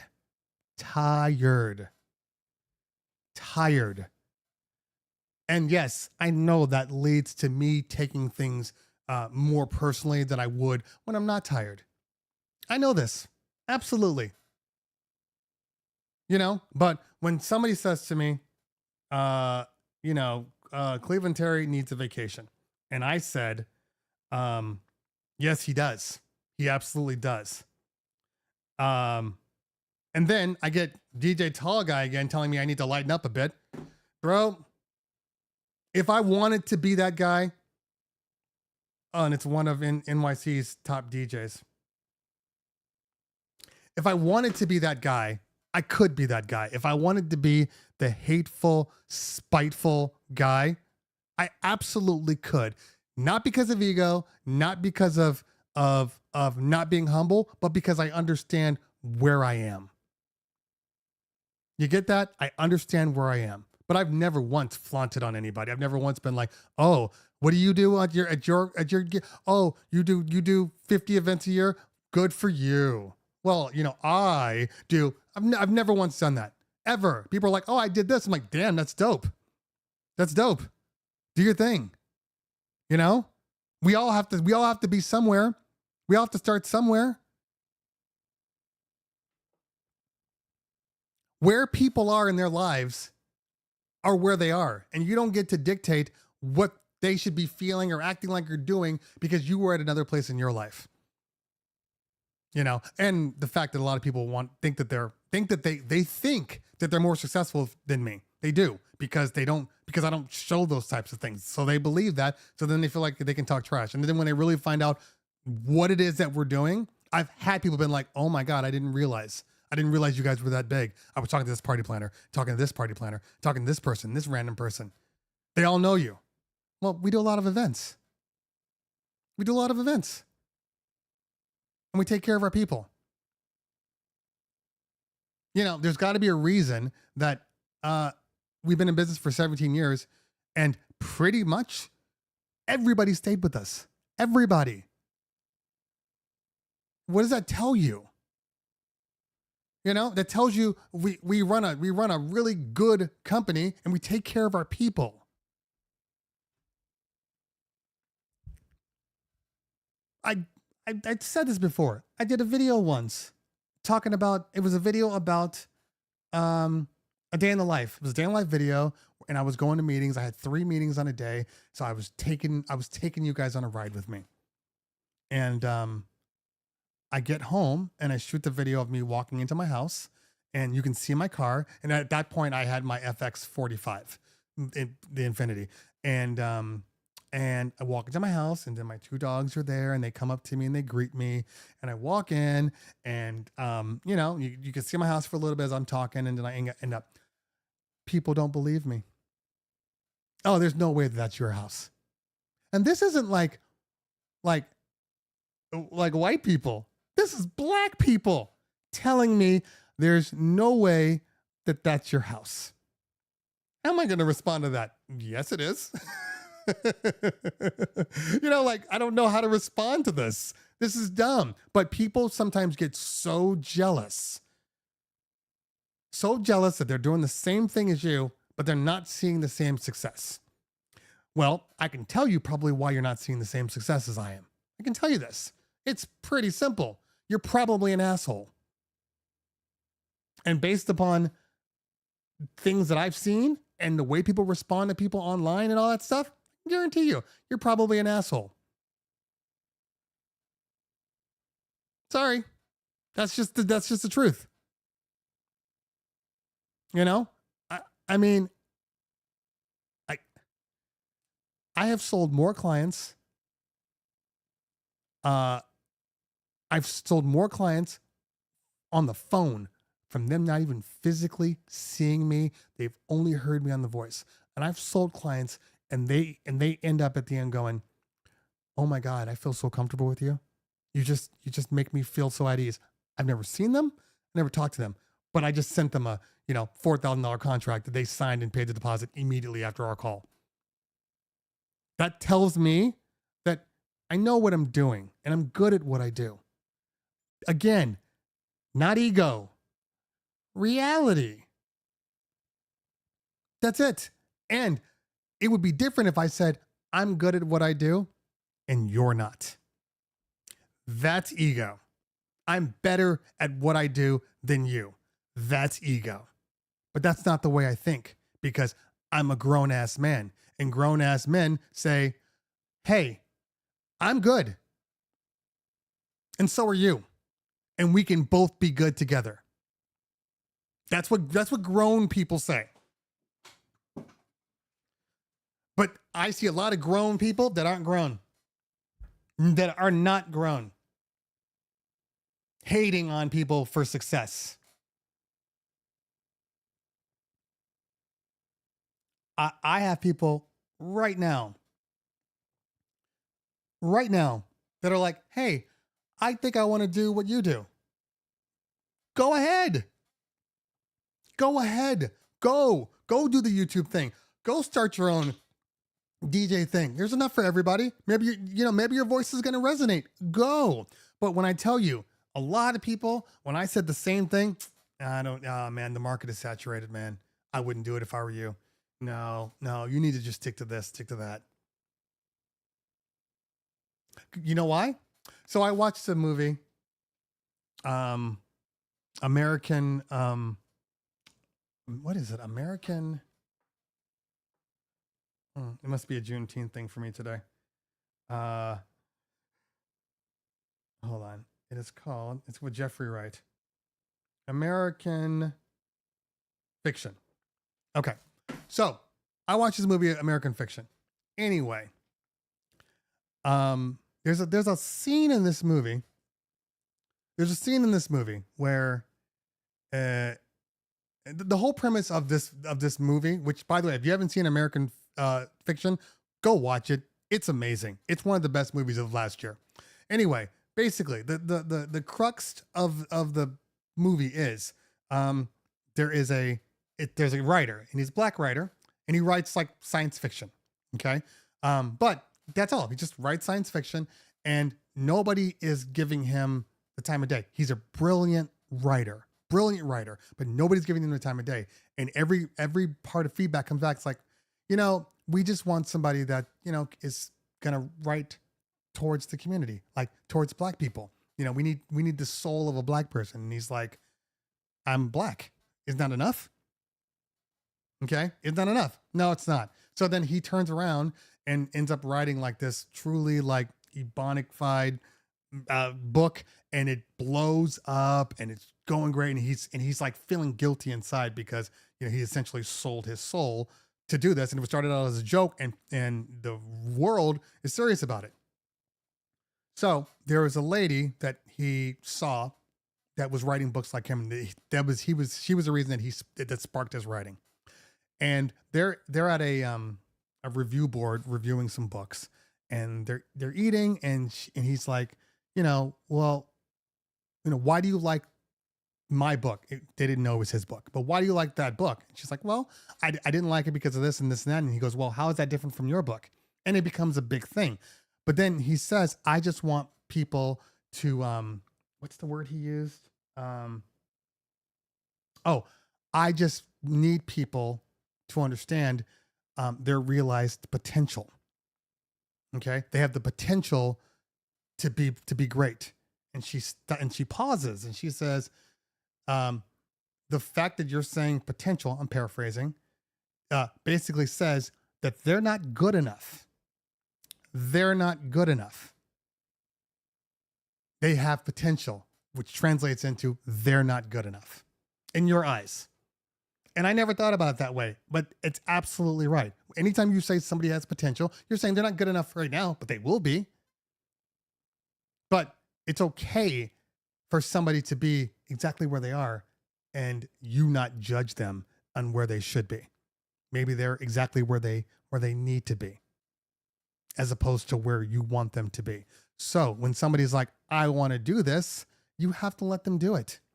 You have to let them just, do it, whatever. Yeah. Sorry this went to where it went to. I didn't necessarily want to go. And trust me when I tell you, I can go much more. You don't really want to piss me off. Even this rant is calm and calculated. You don't want to piss me off. Okay? Honestly, you really don't. Because after I have two levels. I'm a Capricorn, okay?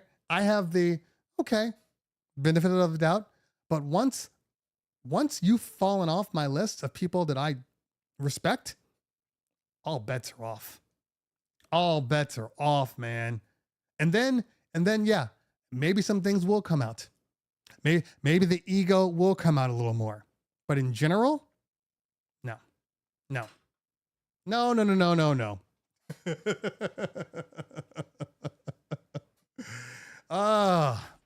So again now, and this is the funny thing about social media is trash. It absolutely is trash. But like I said, I want to be available to people that follow me.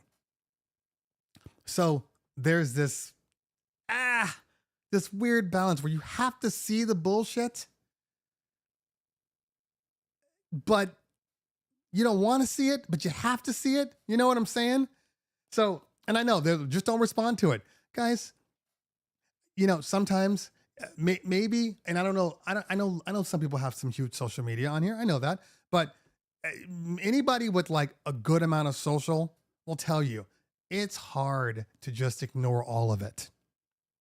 You hear, you see one or two, you're like, whatever. Or more importantly, you look at how extreme it is, and then you're just like, okay, and then you can kind of make a joke about it. But it's the ones that are getting personal. Those are the ones that probably bother you the most. The ones that say something where you're just like, so like, tall guy. I'd replied to him and I gave him my answer. I'm like, look, this wasn't her party. I talked to the client. This is from the client.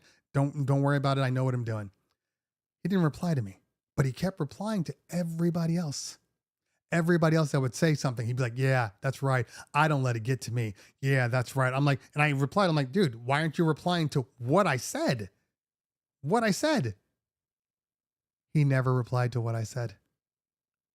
Ever. So what does that tell me? Tall black guy, you are a hateful man. You don't like me. And I know people don't like me sometimes and they follow me. I'm not sure why that is. I don't understand it. Like, I stopped following people I didn't like after the pandemic when it got real heated and it got real bad. I was like, I don't need, because just as much as I'm responding to them, they're got to respond to me too. They got to respond to me too. So we're just, what, angry together and we don't even know each other? So I started blocking people that were just giving me just unnecessary negative rage. You know, that's just facts. I got them out of my life. Like, for instance, I stopped following Talib Kweli. Pete Rock, I put on pause for a couple of months. Pete Rock. You know, people like that. I'm like, I don't need this energy in my life. None of this is good. None of this is good. So I had to step away. Who's the other guy? The one that got banned.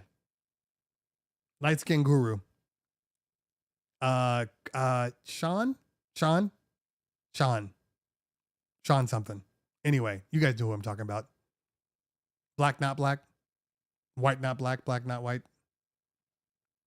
Anyway, I had to stop watching him too. It was bad. It was just bad energy. I couldn't do it anymore.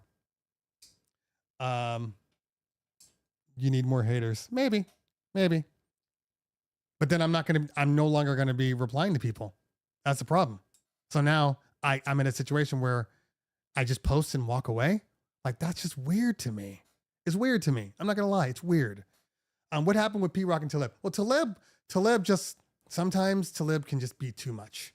Talib was like, he was throwing stuff out there and he was fighting with the people and bringing other people up and fighting with them on different, it was too much. It was it. And Pete Rock, Pete Rock reminds me of a super old person. You know, when your mama is online and then she sends you like reels and things and you're like, Mom, this makes no sense. Why are you sending me this? I don't even understand the video, you know, or she'll send some post and you're just like, this sounds crazy, Mom. Like, Mom, you're old and it's crazy. Well, that's kind of what I feel about Pete Rock. His stuff that he's posting is like, bro, you know this is CGI, right? Like, why are you posting this trying to make people believe it's a certain way? Like, this is too much. But Pete Rock's beats, the creator, that whole album, Pete Rock and CL Smooth, love them. To this day, still the beats are still banging. Haters will push you to the top. Look at Kim. Well, Kim has a little bit more going for her than I do. Again, no ego. Understanding who I am, and I'm not Kim. By the way, I've met Kim before. She is legitimately just as beautiful on TV as she is in real life. And I have seen many, many stars. It's my line of work, okay? Like, and I'm not going to say names of people that I'm like, oh, like some people, like beautiful, right? Then you get down to their neck and their neck is like 400 years old. And I'm like, oh my God, there's a lot of that in the entertainment industry. A lot of that. But Kim is legitimately mesmerizing. Legitimately. Anyway. Okay. Let's go back.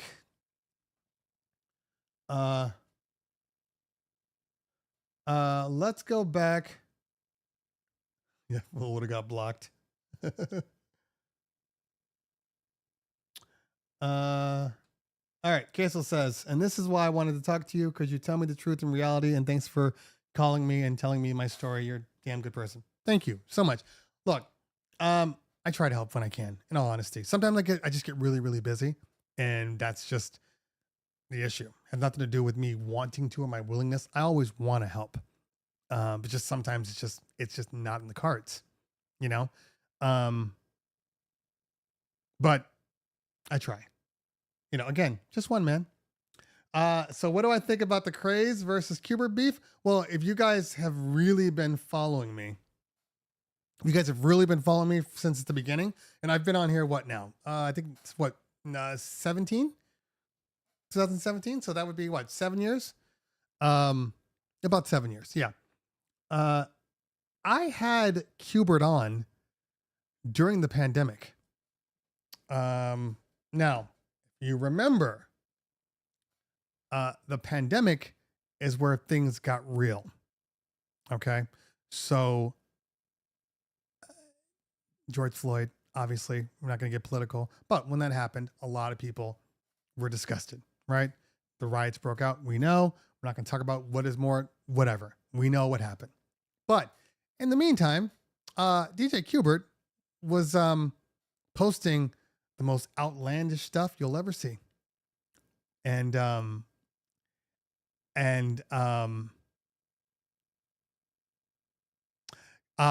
Kova had Qbert on first, and then I had Qbert on like a month later. So he was writing this most outlandish stuff. People weren't happy. Specifically, most ethnicities, Hispanics, Black people, especially Black people, where they were like, yo, man, sorry, the culture was created by Blacks and Hispanics, and you're here talking this trash like you didn't, earn a living off the culture. And now you're saying all this stuff. So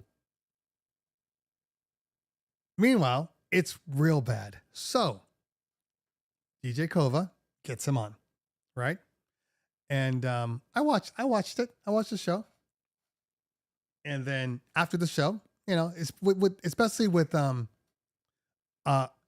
which ones that are big, he'll always call me. I do the same thing to him. He'll ask me, hey, how'd you think it went?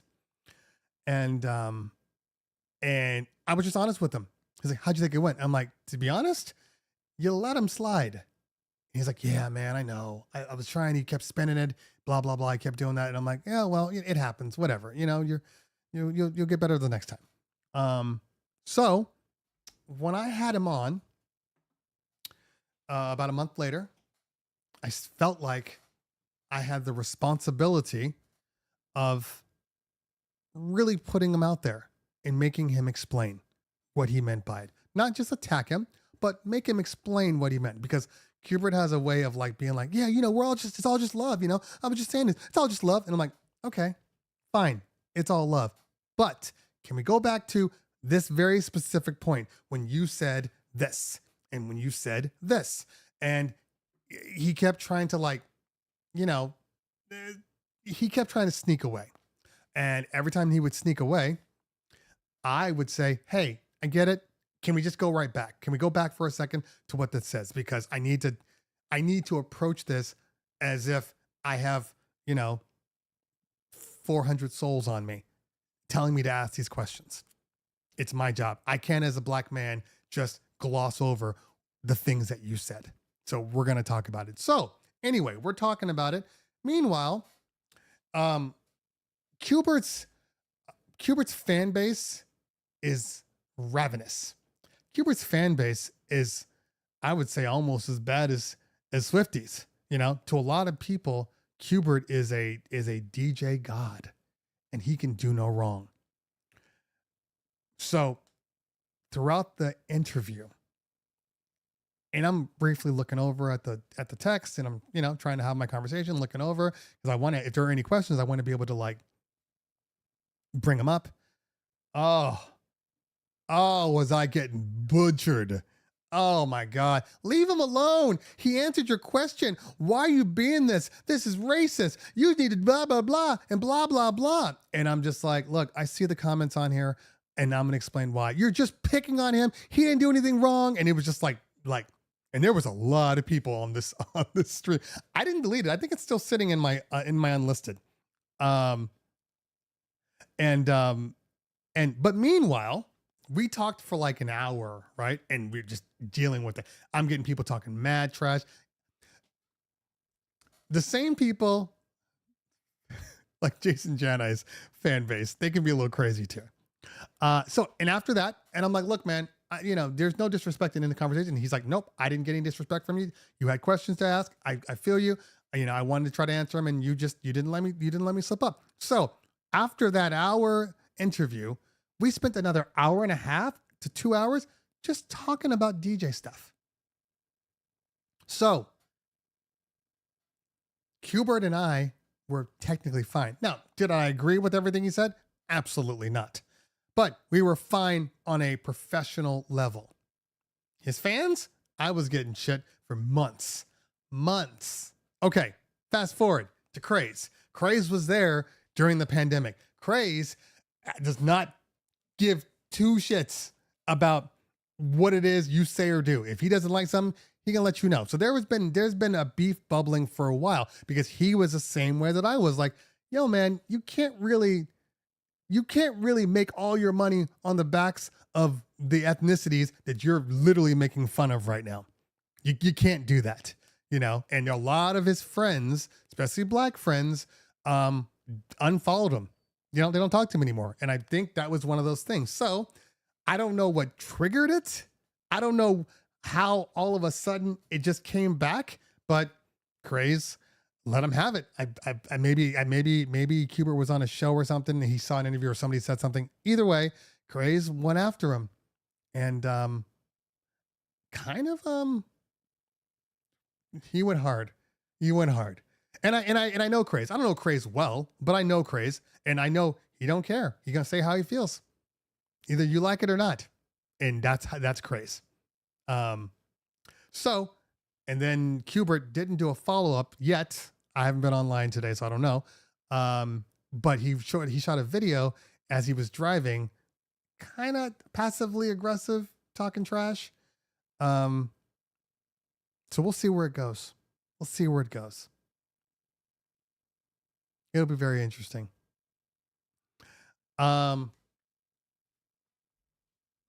Okay, let's see here.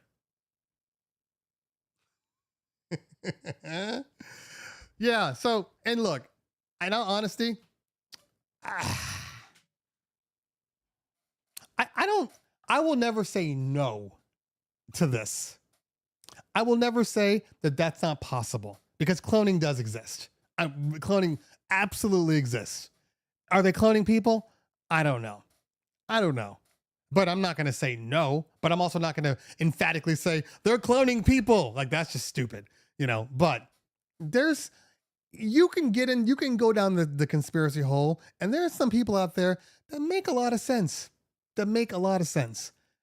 So I can get why people can get confused, but it's the same people that say the earth is flat with no proof. So there's that. We spoke about it this week. Yeah. Anyway. All right, let's see here. Samuel says, would you ever let another DJ hop on for a few songs? I mean, I guess it depends on what I'm doing. Well, I mean, if it's a private event, no. If it's the client, he's like, I'm a DJ, I want to do it. We've done that before, but not typically some random DJ that just comes up and is like, hey, Cleveland Terry, I follow you. Can I get on? No, that's just doesn't make sense. I have to know about you first. See? Yeah, Ryan knows. I Hubert at my booth at NAMM. Very nice guy. I don't agree with his conspiracy theories, but I love his turntable skills. Yes. And that's the thing. That's what I'm saying. When you see Hubert and you talk to Hubert and you're there, he's a nice guy, but there's some craziness to him. I mean, in all honesty. And look, one man's craziness, he'll turn around and be like, you guys are sheep. You don't see what I see. So can I really fault him? Because we don't know. He could be right. Do we think he's right? Do the numbers add up? No. But if something were to happen, they're like, Dave Chappelle's a clone. I'd be like, maybe. I still look at Dave Chappelle right now and I'm like, I've watched you, Dave, since you were 18 years old. And you don't look the same. Now, I know this happens, but you don't look the same. You don't look the same. You don't sound the same. Even your mannerisms are different. So if somebody was like, Dave Chappelle's a clone, I'd be like, maybe. He's still funny as hell, so I'm okay with it. But maybe. All right, Samuel says, I'm on an M2 and I never plug in unless I'm under 20%, which you may get down to after 4 to 5 hours. Yeah, so if you are on an M2 and you don't get on 20%, sounds to me like you're probably on a 16, not a 14. Because on a 14 on my M1, I can get about 4 hours. 4 hours in like 15 minutes or something like that. But those 16s, man, they have an amazing battery life.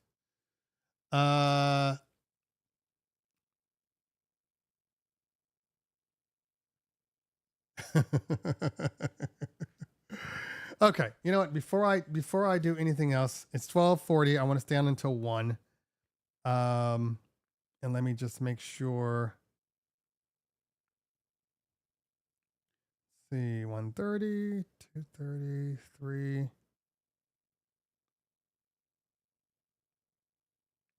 Okay.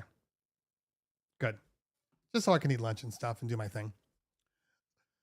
All right, let's see here. Response to all conspiracy, sure it's possible, and leave it like that.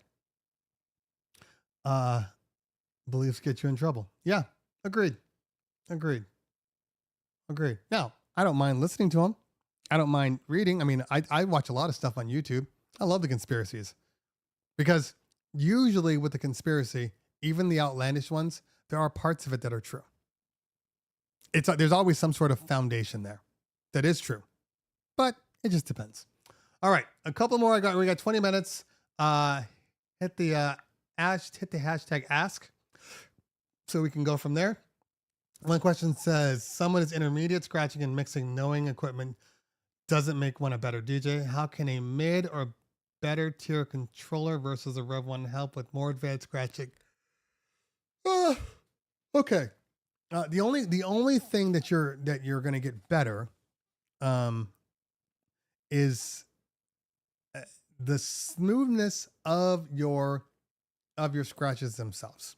Okay. So, let's say for instance, a perfect example is the Omnis Duo versus like the Denon Prime Go. Okay? Two equally solid controllers. But I'm not DJ Carlo, and if you're DJ Carlo, maybe you can make the Denon Prime Go sound amazing. If you're Scratch Bastard, you can make it sound amazing. But for somebody like me who's solid on scratching, but I need my crossfader to react and be a certain way. And certain things don't do that. This Newmark Extreme Pro has a better crossfader than the other one. So this one is better. The Omnis Duo has an amazing crossfader. So the better your crossfader, typically the better your scratching. If you can get a good crossfader, it changes everything. And then, moving platters always work better with scratching, but there's, look at dynamics. So who am I to say what's going to make it better? Dynamics can scratch on a Newmark, what is that, to go or whatever, mixed to go, and sound better than I ever did scratching. So I'm not here to tell people anything. Whatever you practice on, you can get just as good on. Oh, thank you so much. Appreciate that. Thank you.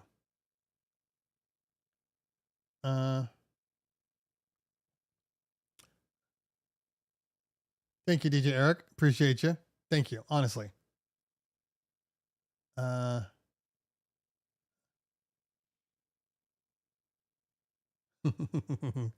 Yeah, King Biggs knows. Us Capricorns don't mess around. We don't mess around. Yep. See, everybody's answering the same way.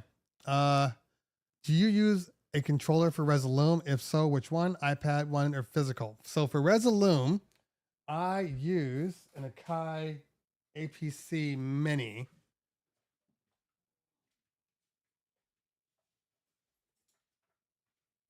So, yeah. So I have my MacBook, which has all my content on it, and then stop turning. And then I'm repurposing a Surface to control the Nova Star. I don't actually need to keep my. Oh, speaking of, I don't need to keep the XMG here. But I will tell you this. So this is a perfect example. Let's put it back in for now. But I use this guy. Relatively cheap. I think it's like $300. APC Mini. They have another one, the APC 40, if you can find them. They no longer make them. But the APC 40 has a couple of more things, has some knobs on it too. This is only for the faders. It's definitely a better machine, but more expensive. But this one does the job just as well.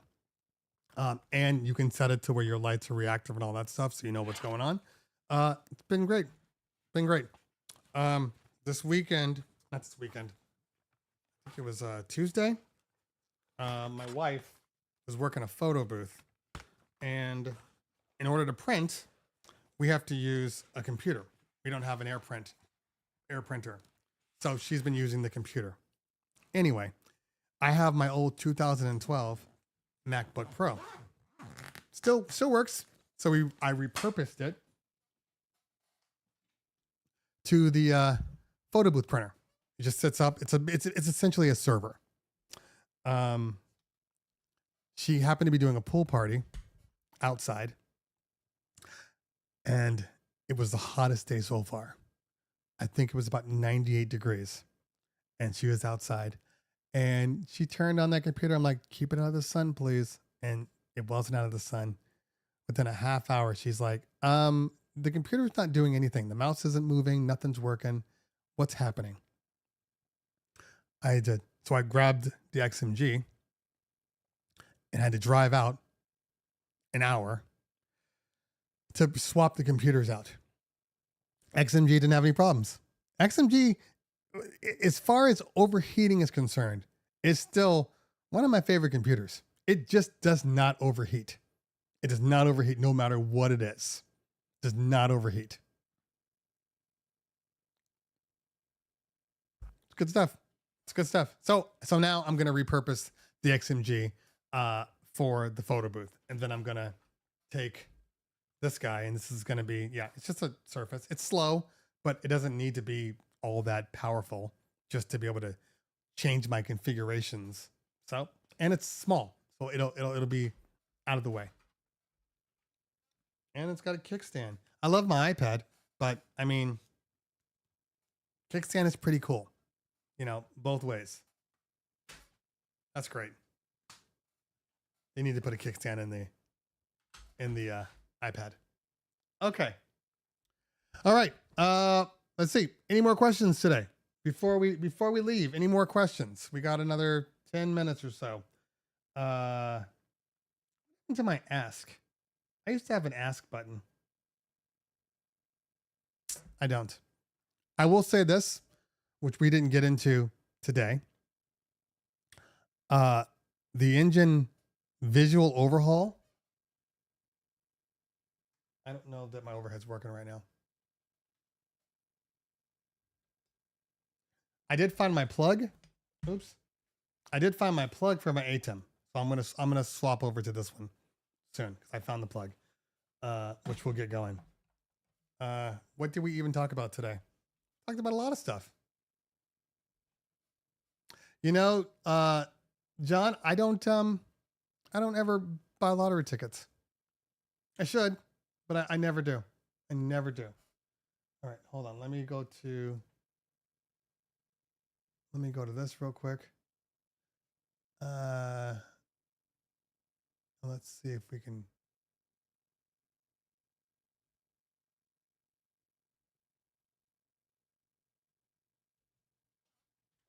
Yep, it is on its deathbed.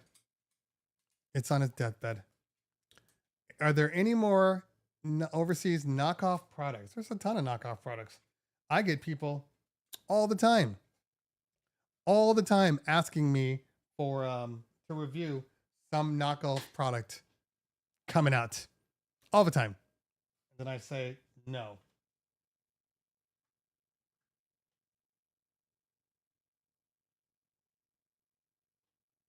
Okay.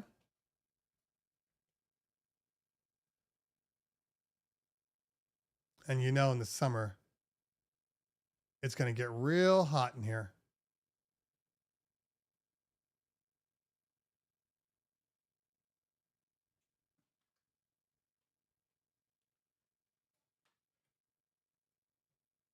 Doo-doo-doo. Yep.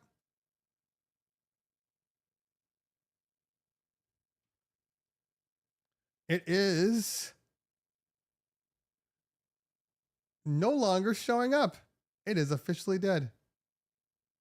Activate. You can do it.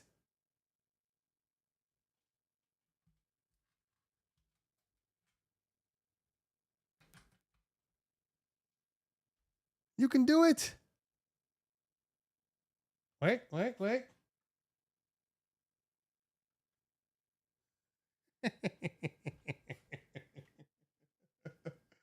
Oh my God, it is hanging on. It is hanging on. All right, hold on.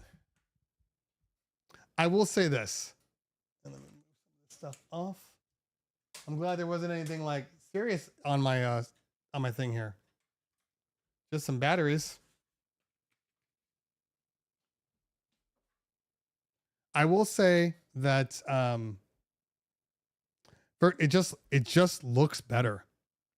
You know, I mean, that's for damn sure. It just looks better. I do like how they have the quick effects up here and things like that to make, like, this is like your fader effects. So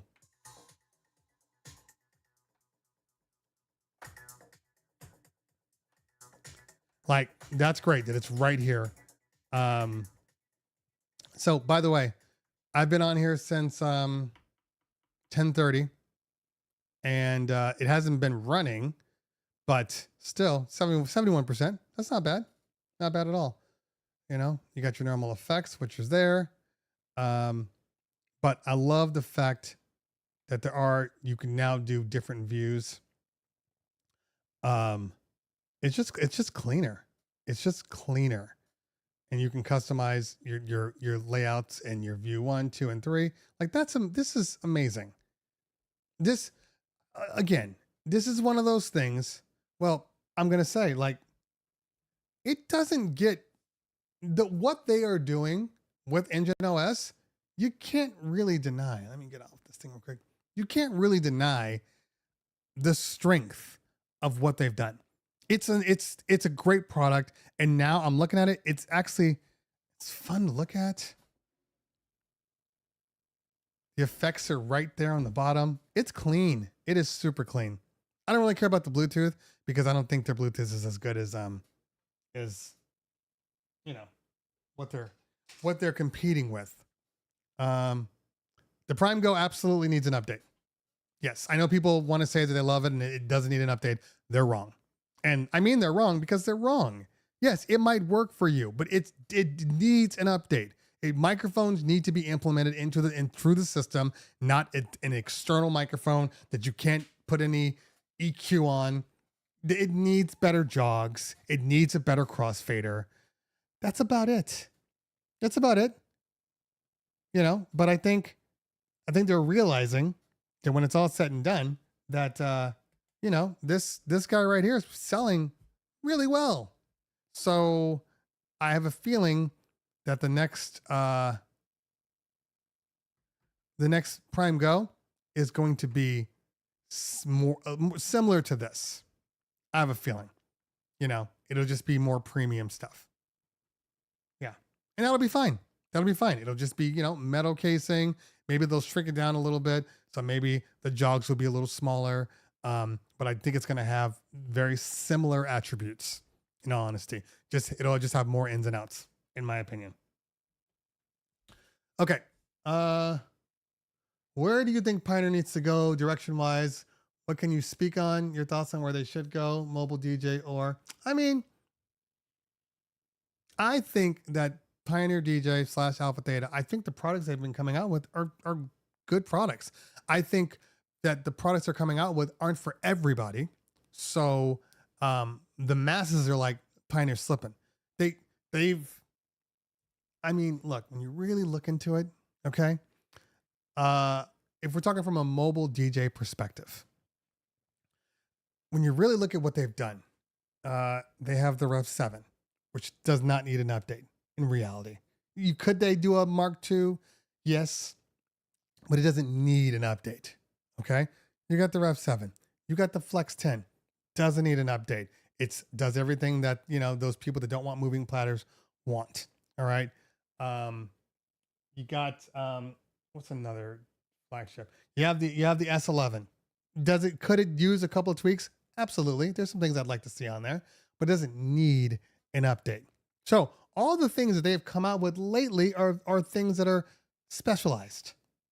The Opus Quad, the Omnis Duo, the Euphonia. These are all specialty items, but it's not like they need to update. There's a market for a 10 to 12 inch Rev 7. No, there isn't. Mac Attack, there is not a market. You can think there's a market, but that market does not exist. You exist, and a few people exist, but nobody wants that weight. Nobody wants that weight. It's going to be larger. Everything about it is, and you won't see it come from Pioneer. I know that for sure. You won't see it come from Pioneer, because they want to make the best bang for their buck. And if they can't sell the product, because there's certain products that they will send out that they know they're not going to sell too many units of, so they won't make as many. Like I'm sure the Opus Quad and the Omnis Duo and even the Euphonia, they're not producing it like they produce a Rev 7 or a Flex 10. They know the demand's not going to be that high, but you need those artistic pieces in your corporation as much as you need the utility pieces. Okay, people need to see both sides.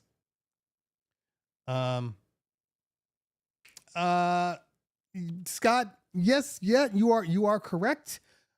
But then, I mean, yes, high-end products have typically a bigger profit margin. You spelled it profit like, oh, spell check is funny. But they're not selling that many pieces I think to really get that, like I said, I think it's more of it's a design thing. I think the Opus Quad did better than their expectations. I truly believe. I don't know where the Omnis Duo sits.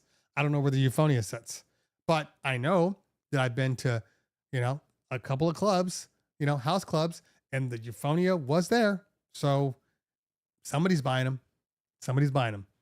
I just don't think the normal. I started using the Euphonia just recently. Last week I started messing with it. And it really is a good feeling product. It's a good feeling product. I can't lie. Sounds amazing. Anyway, good stuff. John says they will limit production numbers to inflate prices. This isn't gas. I don't think they have to do that here. Consumerism is different. It's just because this isn't like you're buying, some what's that stupid Supreme? It's not like you're buying Supreme where they artificially limited because they know that the one of a kind feeling of it is what the price dictates.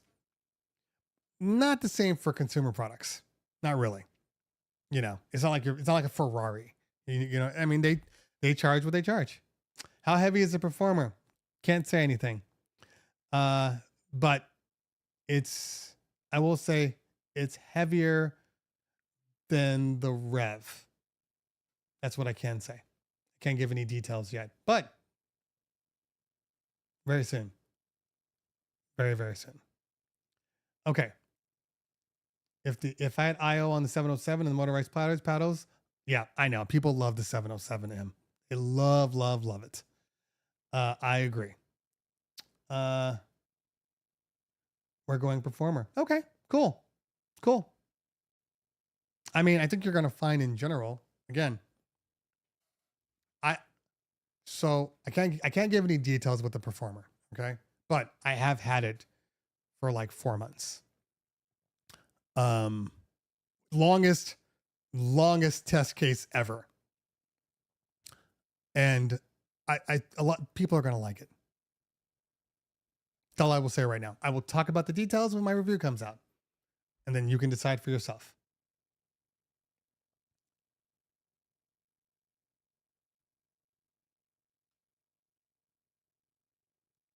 Deep DJ Plug would know since he does have a retail store. So there you go.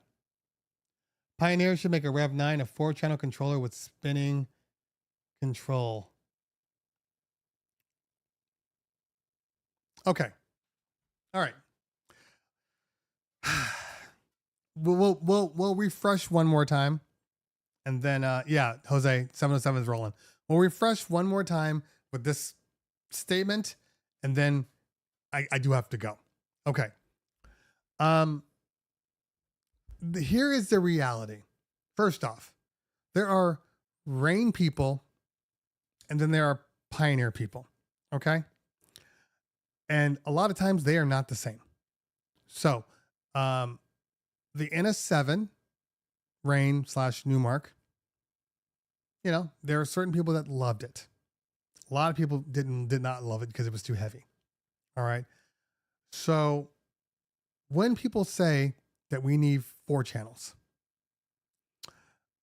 I always ask a very simple question. Why? Why do you think you need 4 channels? Because even on the Rain 4, I'm not even talking about the Performer, but you know, the reality is the 4 and the Performer share very similar things. The Rain 4, you can't use, if you're really using the Rain 4 the way it's supposed to be used, you're never going to use 4 channels, because 2 of those channels are for splits, are for your stem split. So if that's why you want it, okay, I get you. You know, maybe that makes sense. But people have been saying this since before stems were a thing.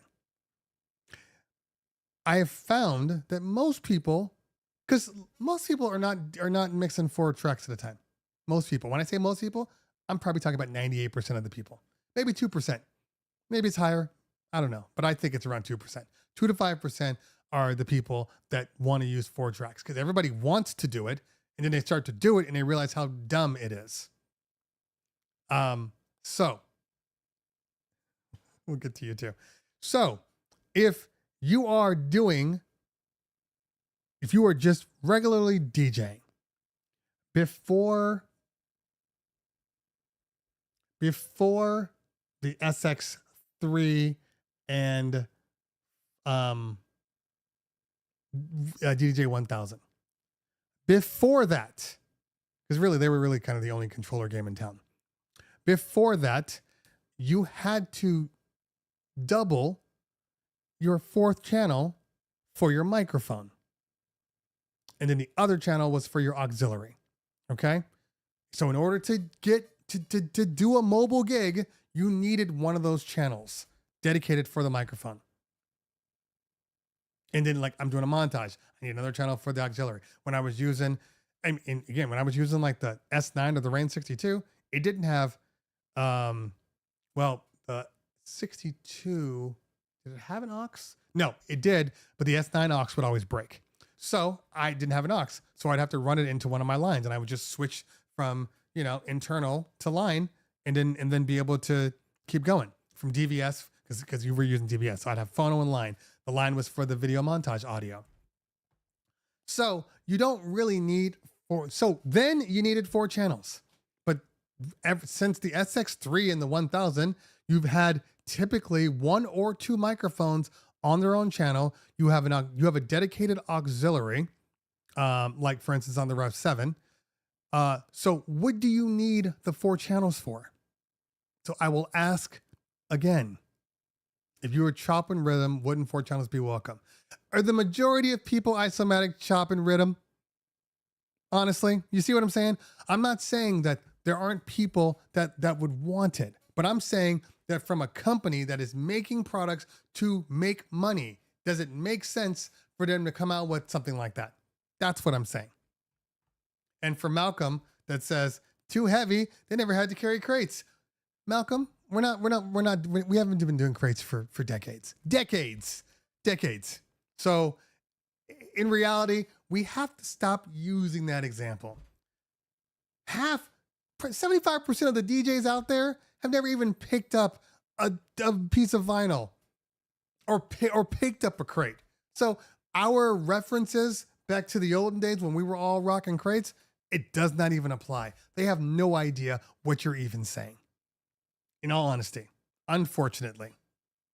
So, so for them, DVS, 2 turntables and a mixer in a coffin was heavy. So, even for me, the coffins, which is what is humorous about this whole thing.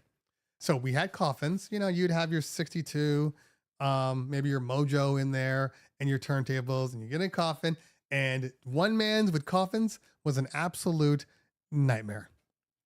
I will never go back to that ever. My back still remembers having to pick up that flight case to this day. But we're kind of back there. My Danny Max booth, I am fine. I'm using a Rev 7, and maybe the Performer will end up in there being the go-to. I don't know, but I'm fine. It's still small. It's still compact. I can still lift it, and I don't feel pain, right?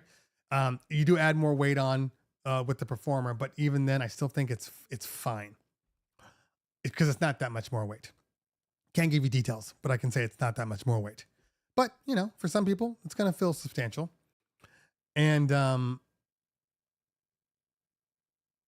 but when I see the Danny Max extra large, the one that holds on the turntables and the mixer and the separate mixer, and I'm like, you got to be out your mind. When Danny was like, which one do you want? And all he had to do was show me the case. Show me the flight case for it. That's all he had to do. That flight case, I'm not lying. That flight case is bigger than me. It is enormous. No, thank you. I can't fit that in my truck. It's got to go in a van. It's got to go in a cargo van. No, thanks. I'm fine with this. So I think it's funny that we went from coffins to small controllers and, glider cases. And now furniture is becoming a thing again. And we're kind of back to coffins. Better looking coffins, 100%. But we're back to coffins. So I will choose what is too heavy for me. But yes. And I know people are like, oh, I keep my turntables in, I roll it in. I don't want to do all that. I don't care how good it looks. Maybe, because for instance, my furniture can't do turntables and a mixer, but my partner's Humpter stand can. So he's like, I think I'm going to go buy some Cross 12s and just rock the Cross 12s in an S11 because he has a roadie come every time. So he doesn't care. He just sets it up. But maybe if I were going that avenue, it would be better. But I'm well past showing people I know how to DJ with turntables. I'm well past that. I think moving platters is close enough to where people are like, oh, okay, they're still doing the thing. I don't need to have a full 12-inch turntable on there. Okay. All right. Anyone know the Rev 7 works with DJ Pro? Yes, it does, J-Wise. It works with DJ Pro on the computer and the iPad. It's actually, I wish they all did that. But we still have not updated DJ yet. So still doesn't work. I mean, does it work with the T7 yet? Do we know? I don't know. Yeah, but not at screens though. But it doesn't matter. Once you put your logos in, as long as your logos are in there from the beginning, which you can do with Serato or Rekordbox, they'll stay in there. So even if you go to DJ, your logos will remain. So it won't be like it's empty. Okay. Do you have a Rain 57? I mean, yeah. Why? that's a random question. Yeah, exactly. I have the Dynamax XL and it's heavy. What the hell was I thinking? You were thinking of how good it looks, but you weren't thinking about the transport. That's what you weren't thinking about. And that's fine. It happens. A TV booth. Yeah, that's a big case though. That's a really big case. My case for my 265 inches, it's humongous. Takes up so much space, but you want to get a case that protects everything, but it is humongous. My first thought, he needs some shelves. They make it with shelves. You can get the other thing. I didn't want it with shelves, but they do make it with shelves. Yeah, if you go to the link, you can see all the options. Oh yeah, you weren't messing around, Don Rafa. It saves your last image to the internal memory. Yes, it does. Yeah, you know how I know this, Matthew? Because when I was doing demos, and I think I was doing a demo with the Flex 10 and maybe and the Rev 7, because I got another Rev 7 after the fact. When I sent it back, I had other influencers texting me like, "Hey man, I got your Rev." Like, what do you mean? How do you know you got my Rev? He's like, "Because your logo is still in the displays."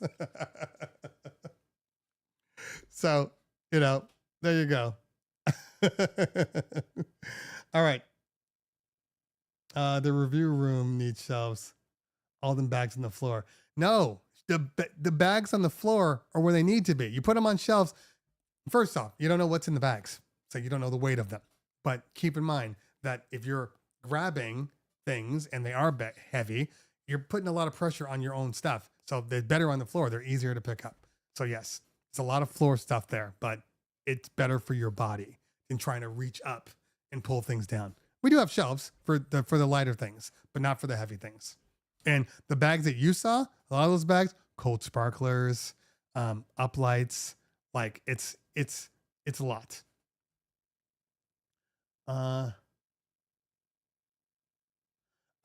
It feels amazing. If you came from turntables, it feels like you're on turntables. If you came from turntables. So that's all I can say. It just feels really good. And once you start using motorized platters, you don't want to use anything else. It's totally a dresser.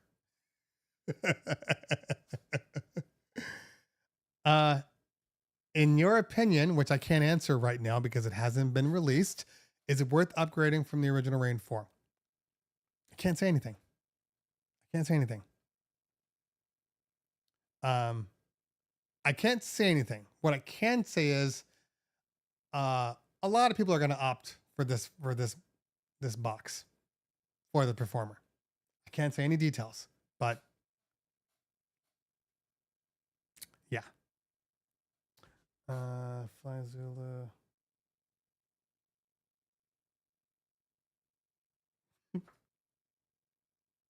Sorry.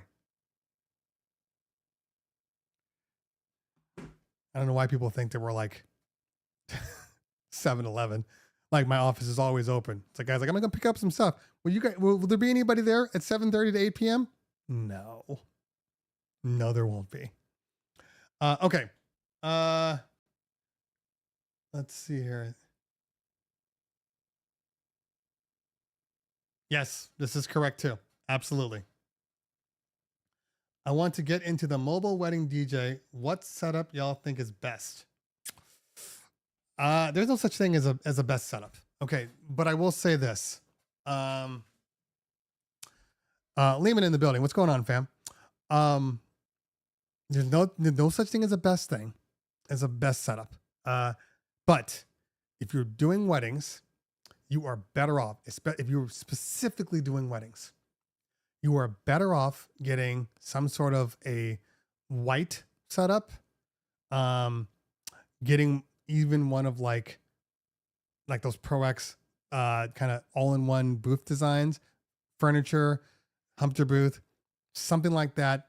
Less about the facade. Facade still works, but you'd be better off in getting yourself some line arrays.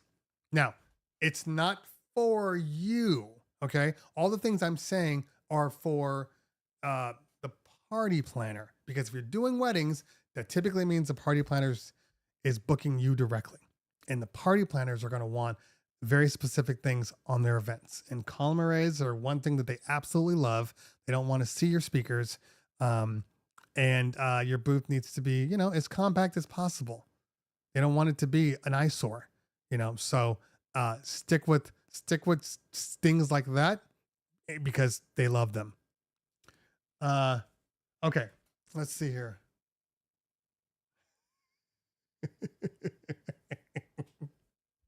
We've all seen it, but here's the thing: you only see it one time, and that's the difference, because you never see that guy ever again. Okay.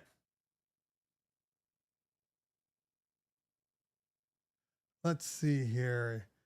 You're asking how much it cost, especially since the Rev 7 starts at 2. In fact, it'll probably be around 2,100 given the added channels, etc., says Travis Davis. Okay.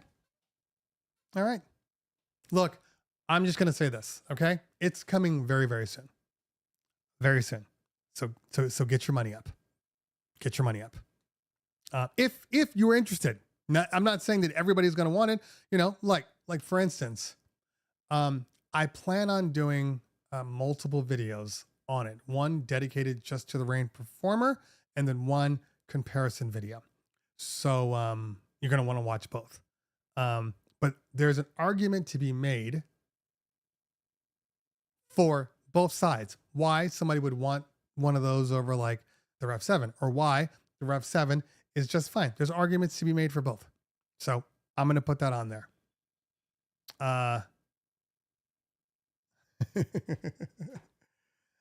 They've taken too long to release the Performer. The thrill is gone. I don't think that's right. In all honesty, the way every time I post a Rain Performer video, the thing gets at a minimum 20 to 30,000 views at a minimum every time. So I don't think that's correct. I think there's a lot of people that are interested in that Performer. A lot of people. Serato update? I don't know what that means, Don Rafa. Don't know. For the record, car with speakers sound amazing. Civil in the building. What's going on, fam? Just landed West Coast attending a wedding. Can't wait to check out the DJ. Yes, you can. Don't lie. Don't lie. All right. Okay. Yeah, that 750 is an amazing price.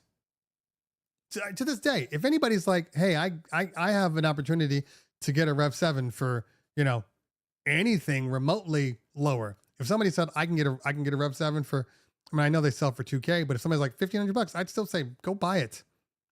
You're not going to get a better controller. Now, remove the fact that there's always been issues with, every single piece of gear. I will say this. One more. I will say this, and then it'll be done. Travis says I was hoping for an updated Rain 1, and I have no need for 4 channels. I think I said this last week. I think Rain is finally understanding, and I think we're going to see some really good products over the next couple of years. I think you're good.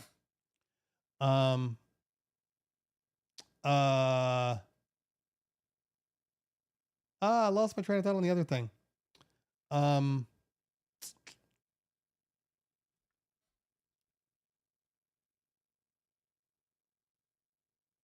Can't remember. I cannot remember. Something about the Rev 7 was Rain. Huh. I can't remember. That's okay. All right. I had 5 sets of Serwin Vega earthquakes. Still to this day. Still to this day. Nothing sounds better. To this day.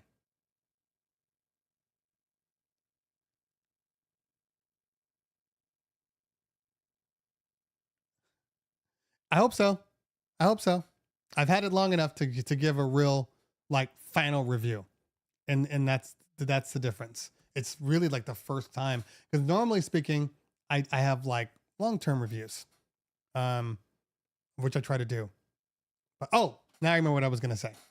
I was gonna say this. I do know this. And remember, I'm dealing with like production slash, I don't know how much is production versus beta, but I will say this. Any problems that I experienced on the Rain 4, there is one little thing, but I don't know if it's Serato versus the Performer. But any experience that I had that was negative on the Rain 4, I have not experienced this on the Performer. That's all I will say. Newmark didn't fall off. Newmark, remember, they're all owned by the same company. Okay, so it doesn't. If Newmark falls down and then Rain picks it up, it's still the same profit. But Newmark, they changed the groups. Okay, so Rain is your DJ gear. Okay, your DJ's DJ. Newmark is now your beginner, entry, intermediate gear. All right, Denon is it's your mobile guy. It's still your mobile because their Prime series is dedicated strictly for mobile, and then your DJ stuff. But I think in reality, Denon, that's going to be your pure all-in-one mobiles, all-in-ones. And Newmark is just your cheap everything. So they didn't fall off. They just changed the way they're doing it.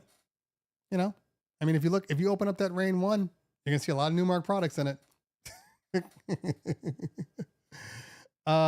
Okay. All right.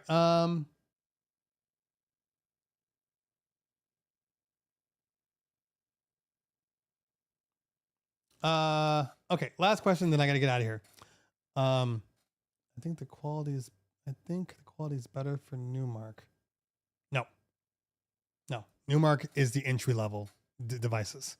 Absolutely. Product is not better. The Denon Prime Go versus the Mixstream Go, even though it's a better layout, is not better at all. Okay, as we spoke about rebranding, I DJ'd an event Tuesday. I've been mistaken as a New York-based DJ. All right, should I consider this when planning to rebrand? First off, what are you trying to rebrand into? I always wonder, are you doing something different? But I would not say I'm a New York DJ or this. I have been considered New York style. I'm still just a DJ. I think if you call yourself an open format DJ, I wouldn't stick to I'm this coast or that coast. I think nowadays with the internet and the way everything is the way it is, I think that the world is smaller now. So I don't think it has to be an East Coast versus West Coast thing. I'm entering a rebrand in the next month or so. It's scary. What are you guys rebranding into? Let me know. I mean, there's a difference between like making subtle, updates and changing your website. Like we'll be changing our website over the summer. I'm getting off this stupid server that we're on. We're going to move it over. So there will be some type of like differences, but it's not, I'm still the same DJ company. Anyway, Newmark could make a killing with an updated scratch battle mixer. Could they? I mean, look, guys, I want you to think about this for 1 minute. I don't have access to their numbers. I don't. Okay. But a lot of times when I see things that don't get made anymore, the question's always the same that I have. Well, it's probably not getting made because it didn't sell well. Or maybe it sold just well enough and maybe it costs too much to make. So the number they came out with was breaking even and they didn't find it to make any sense. And they realized that they raised the price, maybe that's not the case. I mean, The S5 over here. Um, I don't know what the sales figures are. I have no idea. No idea. But there's got to be a reason. There's got to be a reason.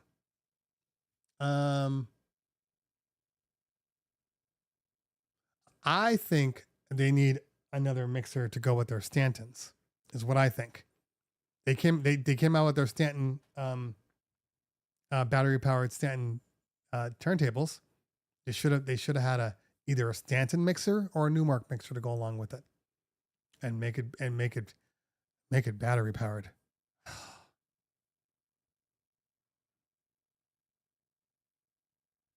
Missed opportunities. Yeah, we all saw West Coast versus Toronto yesterday. Now we'll see how much of that is truth and how much of that is just people just being in the moment. If Drake drops a heater album for the summer, are people going to forget about this? People have really short attention spans. I think a Newmark standalone with motorized jogs. Why do you need that, Noah? Why do you need that? If Rain has one, why do you need that one? Why does it have to be Newmark? You get what I'm saying? Okay.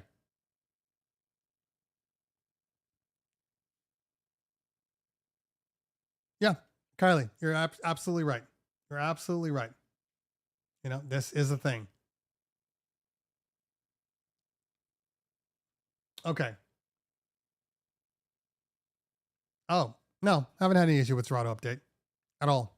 It's been fine. All right, last question. Showcase, and then I'm out. Maybe you can't answer this, but as tester of gear, and let's say something crazy happens at an event, does the company compensate you for that in any way? No. Okay, so there is this thing right now that's been going on, and I think DJ Yoshi ran into the same thing because we've been posting that we've been using it on events. People are like, bro, you shouldn't do that. You're messing with fire. This is beta. Betas break. That's not very professional. You know what? You're right. It's not professional if you were working off of gear that you hadn't been using for the past 2 months. But I've been using it. It has not crashed on me one time. They tell you when you're getting product, we know what's stable and what isn't. And usually the manufacturer will tell you, hey, look, this is, we're working on some stuff. So some of this stuff's not going to work properly. You'll see it and yada, yada. I only had one issue with it ever. I went to do a stem split. So you got the channels, the 3 and the 4, or the 1 and the 3, whatever. Went to do a stem split, and the system froze up on me. So that's not a rain problem. That's a Serato problem, So that happened one time and one time only, out of the last 4 months, and that could have happened on my Rev 7. Every so often you hit something and it just goes crazy. So it's been fine, and very soon you won't have to worry about that. Okay, that's it, guys. I have to run. I'm so overseeing his dumbass pictures. I'm so overseeing him, with his little fake ass model pictures. Like, this is what you got now. This is what you've turned into. And why is there a photographer everywhere you go? Why aren't there any selfies? Every shot is done by a professional photographer. That's some vain stuff right there. No matter how much you try, that's vain. That's ego. Remember that. All right. Gotta run. Okay, point to you, but someone making a standalone with motor juggle already.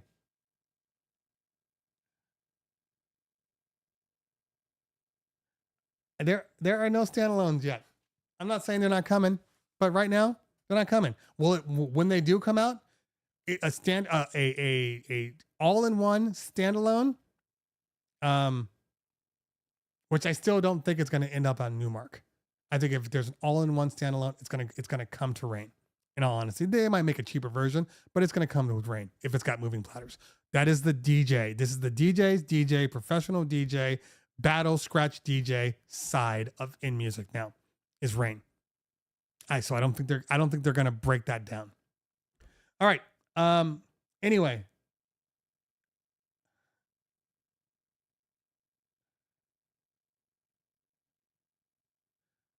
All right, gotta run. I'm looking at stuff. Anyway, thank you guys so much. I have one more event this Saturday, bar mitzvah. We have a couple more events, but I'm gonna be in Vegas next week till the 4th of July. So if you're in Vegas, let me know. And I'm also I haven't set up any gigs yet. And then I'm going to be it's 1:30. And then I'm gonna be we're in Hawaii 2 weeks later. So, anyway, so have great parties this weekend. I'm going to do this party and then I'm going to throw my computer in the trash for like 6 weeks. So done with DJing. Absolutely done with DJing. All right. Gotta run. Are you talking about James Hype? Yeah, I met James. He's a nice guy. His last few videos I have been throwing up some question marks a little bit, but I think his intentions are sincere, is what I think, and I give him a pass. And you've watched his progression. He has earned this level. What, are you leaving us high and dry? Man, I've been here since 10:30. I'm out of here. All right, y'all. I got to run. So for all of you people that are still having parties, have great parties. I will see you guys. I don't leave until Friday, so I will have the Thursday show. And the 4th is on a Thursday. I will still be there. I don't know if I'm going to have it on the 4th. I'm going to have to cancel the 4th. And maybe I'll have it on the 5th. Anyway, got to run. See you guys soon. You guys are always great. Appreciate you hanging out. Peace out.